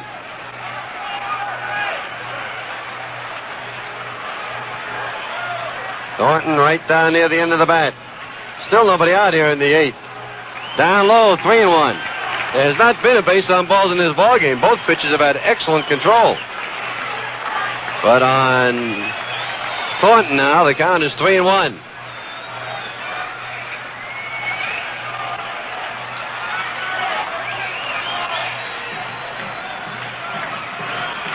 Ball 3, strike 1. And the pitch. Strike over the inside corner, 3-2. This inning started with George Order cracking a home run to the right field fence and over the right field fence. A line drive that just kept going. George's second home run of the year, his 9th RBI, and his 3rd hit of this ballgame.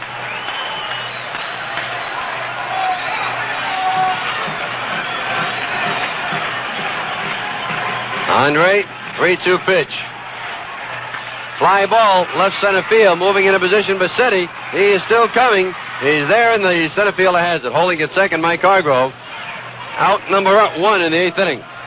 And it's a good thing Bassetti was able to get over there because left fielder George Bell was way back and he got a late start. He was sort of looking at Bassetti saying, come on, you take it. Ron Hesse drove in a run in the 1st inning with a base hit. He's 1 for 3.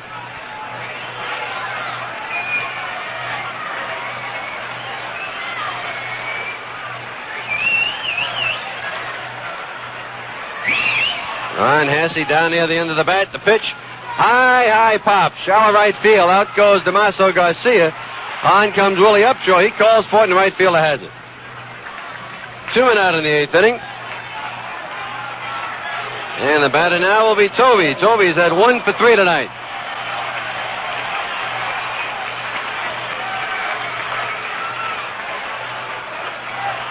Mike Hargrove is on at second.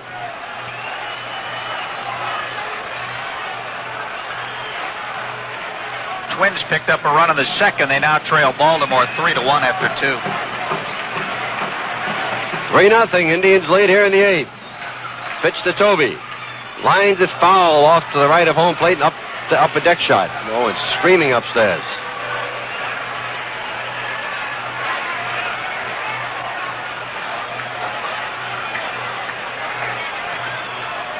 Len Barker in the 9th inning will face Bassetti, Ainge, and Martinez. Although we may see some pinch hitting.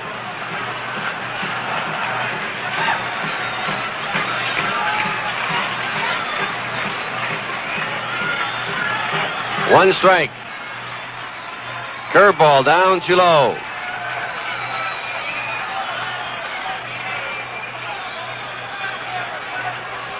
One ball, one strike.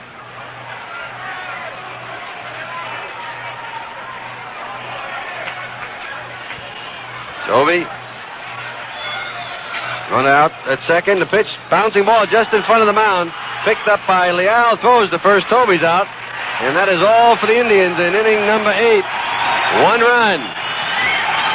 1 hit. 1 error. 1 left. And we go to the 9th inning here at the stadium. The score, Cleveland 3 to Toronto nothing. What's happening in TV? It's more exciting than it used to be. With a video cassette recorder, you can see what you want to see. For Father's Day, there's a picture-perfect selection at Video Concepts. Give Dad a Hitachi Go Anywhere portable TV with a 5-inch screen, sharp color, and complete portability at $399.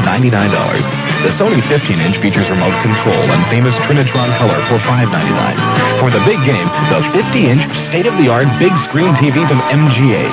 Save $300 when you buy it at Video Concepts for $3,399. And the RCA 575 is more than just a great color TV. It's a nerve center to which you can add a variety of video products. It's easy, and the price makes sense at Video Concepts. Video Concepts, your home entertainment store. Visit Video Concepts in Euclid Square and Randall Park Mall. 9th inning at the stadium. Len Barker will face Rick Bassetti, Danny Ainge, and then Buck Martinez. The Indians lead 3-0. And the story of this ball game has been Len Barker. 8 perfect innings.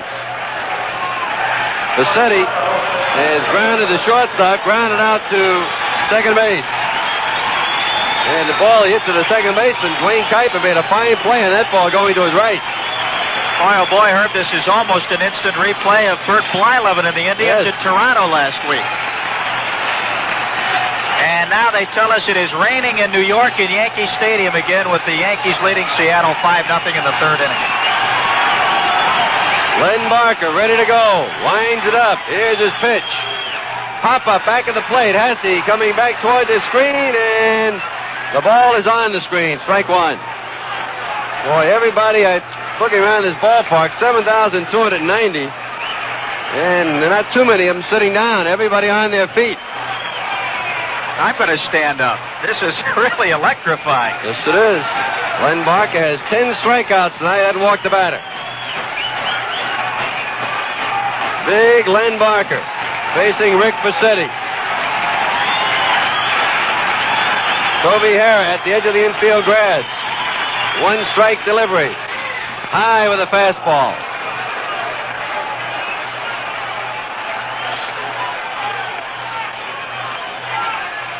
All 1, strike 1. 1-1 pitch. Pops it up. Third base side. Toby coming down. Foul territory. He has it. 1 out. Len Barker gets Bassetti on a foul ball, and we will get a pinch hitter for Danny Ainge. It looks like Al Woods, and that's who it is. Al Woods, a left-hand batter. Woods is hitting at .215, no home runs, 8 RBIs. Len Barker standing on the grass, back of the mound, rubbing up the baseball. Buddy Bell just hit a home run in the 4th inning, his 3rd, nobody on for Texas, and that'll tie up the game with Chicago, 1-1. Here's where we're concentrating now. Pitch to Al Woods, swing and a miss. He fouled it off, and this one gets Ron Hasse on the leg. That's the 3rd time tonight that Hasse has really been hit solidly with foul tips. Herb just doing some checking here. The last pitcher in the major leagues to retire all 27 men that he faced without anyone getting a hit was Catfish Hunter, and that came 13 years ago on May 8, 1968. Oakland against Minnesota. You should see the crowd down on that field next to the Indian dugout of reporters, TV cameras. 1 strike pitch. Swing and a miss, strike 2. Len Barker has really matured as a pitcher. Situation, he's retired everybody's face tonight, and you think, the tendency is to just reach back and blow everything, but that time he threw a great changeup. 2 strikes. A wind up and the pitch. He struck him out, strike 3. 11 strikeouts for Len Barker. He got him on a breaking ball. Be another pinch hitter, Herb. And we are going to get a pinch hitter for Buck Martinez. It's going to be left-hand hitting catcher Ernie Witt. Ernie Witt is batting at .188, no home runs, 5 runs batted in. Len Barker with a season-high 11 strikeouts. 2 out in the 9th inning. Indians lead 3-0. And everybody in this ballpark on their feet. Ernie Witt taking his time getting in. The Indians have Toby Harris stationed just about even with the bag at 3rd. Len Barker winds it up. Strike over the outside corner with his breaking ball. Len Barker has had great control tonight. Not just getting the ball over the plate, he's been hitting the corners, changing speeds. You talk about a man that's intimidated a team. Woo. 1 strike. Down too low. Ball 1 and a strike. I cannot recall Barker going to a ball 3 count on a batter tonight, or he may have I was one or thinking two. about it a while ago, and I really don't remember. I know he went 2-0 on one hitter, but I cannot remember 3-1 or 3-0. Ball 1, strike 1. Here's the pitch. Swing and a miss. He flew the fastball by him at the letters. 2 strikes, 1 ball, 9th inning.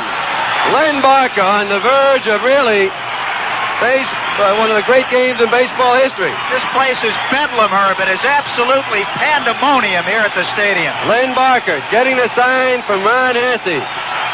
Ernie Witt stands in. Wind up. Here it comes. Fly ball center field. Manning coming on. He's there. He catches it. Len Barker has pitched a no-hitter. A perfect game for Len Barker. And the stands erupt. The players go out. Len Barker being surrounded on the field. He has made baseball history here tonight. Len Barker has pitched a perfect ball game. Faces 27 men. Retired them all. 11 strikeouts. And Len Barker being mobbed on the field. The Cleveland Indians win it 3-0. And Len Barker, what a ball game. Well, Nev, you may broadcast a lot of ball games, and it's almost safe to say you might never do another one like this. Herb, I would easily have to say it is my biggest thrill in sports, and that includes football playoffs, hockey, basketball.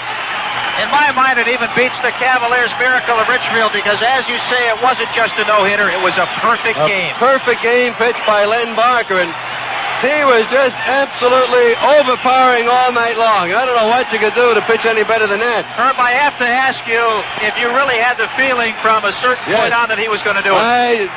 It's about the third inning. I really thought, I said, this kid's liable to pitch a no-hitter tonight. But just fantastic game. This is the first perfect game in Cleveland Stadium history. Boy, and it was perfect. In the ninth inning, 3 up, 3 down, nothing across. The final score, Cleveland 3, Toronto nothing. Well, here at the Cleveland Stadium, we have just witnessed the perfect game pitched by Lenny Barker. I don't know what else to tell you, folks. The descriptive adjectives could flow and flow and flow, and you might not really capture it all because Len Barker tonight, when you say a perfect game, that should take care of it. But he was really perfect because Len Barker really fell behind in the count. There were two difficult chances that Dwayne Kuiper handled at second base. A terrific catch by Toby Harrod going into the stands on a foul ball, but other than that, he made it look easy. He really did, Herb, and I've got to ask you now, the last no-hitter by an Indian was when Dennis Eckersley tossed one against California, and that came on May 30th of 77. This is the first no-hitter in the American League since Bert Blyleven turned one in September of 77 when he was a member of the Texas Rangers. Now, you see no-hitters by Eckersley and Dick Bosman, Sonny Siebert pitched one here at the stadium, but is there any way to compare? Obviously, this had to be just overwhelming. I think this no-hitter, of all the ones I have seen, this was really just like a picture story. They are calling Len Barker out of the dugout. He is still on being the mobbed. field being mobbed by the people. We may depart from our normal post-game show. We'll have to. Because Len Barker is obviously being surrounded by the people. Everybody wants to talk to him, and we do too. We are going to get him as quickly as we can now. If it comes before we have finished wrapping up the ball game, we're going to get him just when it comes up. At any rate, our Chevy man, no question, Len Barker. Oh, but Herb, you have to give credit to Ron Hassey, though, the catcher. That should not go unnoticed. We're going to try and get them both on the postgame show. Let's get the battery mates if we can. I don't know how possible that'll be. Dwayne Kuiper is being interviewed on the field right now, as well as Len Barker, but anytime you see a no-hitter, the catcher deserves a whale of a lot of credit, and he gets it too. He gets dinner for two at Jason. Yes, he does, and he'll take a ton of guys out for that, probably the whole team. Make it dinner for 25. We'll come back to talk some more about this as we take this time out. Well, back at the stadium, and it is bedlam here at this stadium. The Indians have beaten the Toronto Blue Jays 3-0, but that's almost incidental. The Indians have had baseball history set here tonight. Len Barker has pitched a no-hitter. Lenny, are you down there? Can you hear us? Yeah, I can hear you. Lenny, first of all, congratulations. A marvelous performance, and I've been in baseball over 30 years now, and that is as thrilling a piece of work as I've ever seen. And Lenny, I must say, you made it look almost easy tonight. It's never easy. They made a lot of good plays behind me, and they just kept me going. It just pumped me up. Lenny, obviously, we're impressed at the great ball game you had. You looked to just be in command of every pitch. Yeah, I did. I was mainly just throwing fastballs and curveballs at the end, and no change-ups, and I was just getting the curveball over, and everything just from there. When did you start thinking about no-hitter? About the 8th inning. I really started taking it serious then, but you never can until 9th inning with 2 outs. You got to go after that last guy. Then that's when you really realize. Did you anybody say anything to you on the bench about it? No, Archie just said. Rick Manning just said, "Just go get him," and that was it. And I'm glad to see that he made the last out of the game. Well, obviously, this is the best ball game of your life. Yeah, it sure is. I can't really. I'm really happy and excited now, but I'm sure that I'll be a lot more excited later. Len, as far as feeling good tonight, having good stuff, when you walked out to the mound, did you think to yourself, boy, I've got it tonight? I felt good in the bullpen, and I just took my time, and after the first couple innings, I really felt great. Well, Lenny, you pitched, I'm sure you're aware, the first perfect game ever in the Cleveland Stadium. All right, that sounds great. I hope that there's other guys on our team do the same thing, because they're all capable of doing it, and they're all great pitchers. Any one hitter in that lineup coming down the last 2 innings that you were worried more about? No, I just kept throwing the ball the way I was throwing it all day, and mixing the curveball in there and throwing fastballs, and just I didn't take anybody think about too serious because it might have messed up my concentration a little bit. So I just kept going the same way. A lot of credit to Len Barker, but Ron Hasse, your catcher, I noticed he didn't run out to talk to you or anything. He just let you stay out there. Yeah, Hasse did a great job, and he's one of the best catchers in the league. Him and Bo, and these guys have been improving great, and just the whole team's been doing an outstanding job. Well, Len, I know that you got all kinds of people waiting to talk to you, and we really appreciate the fact that you took time to stop to talk to us, and a marvelous performance, Len Barker. Congratulations again. Okay, thank you.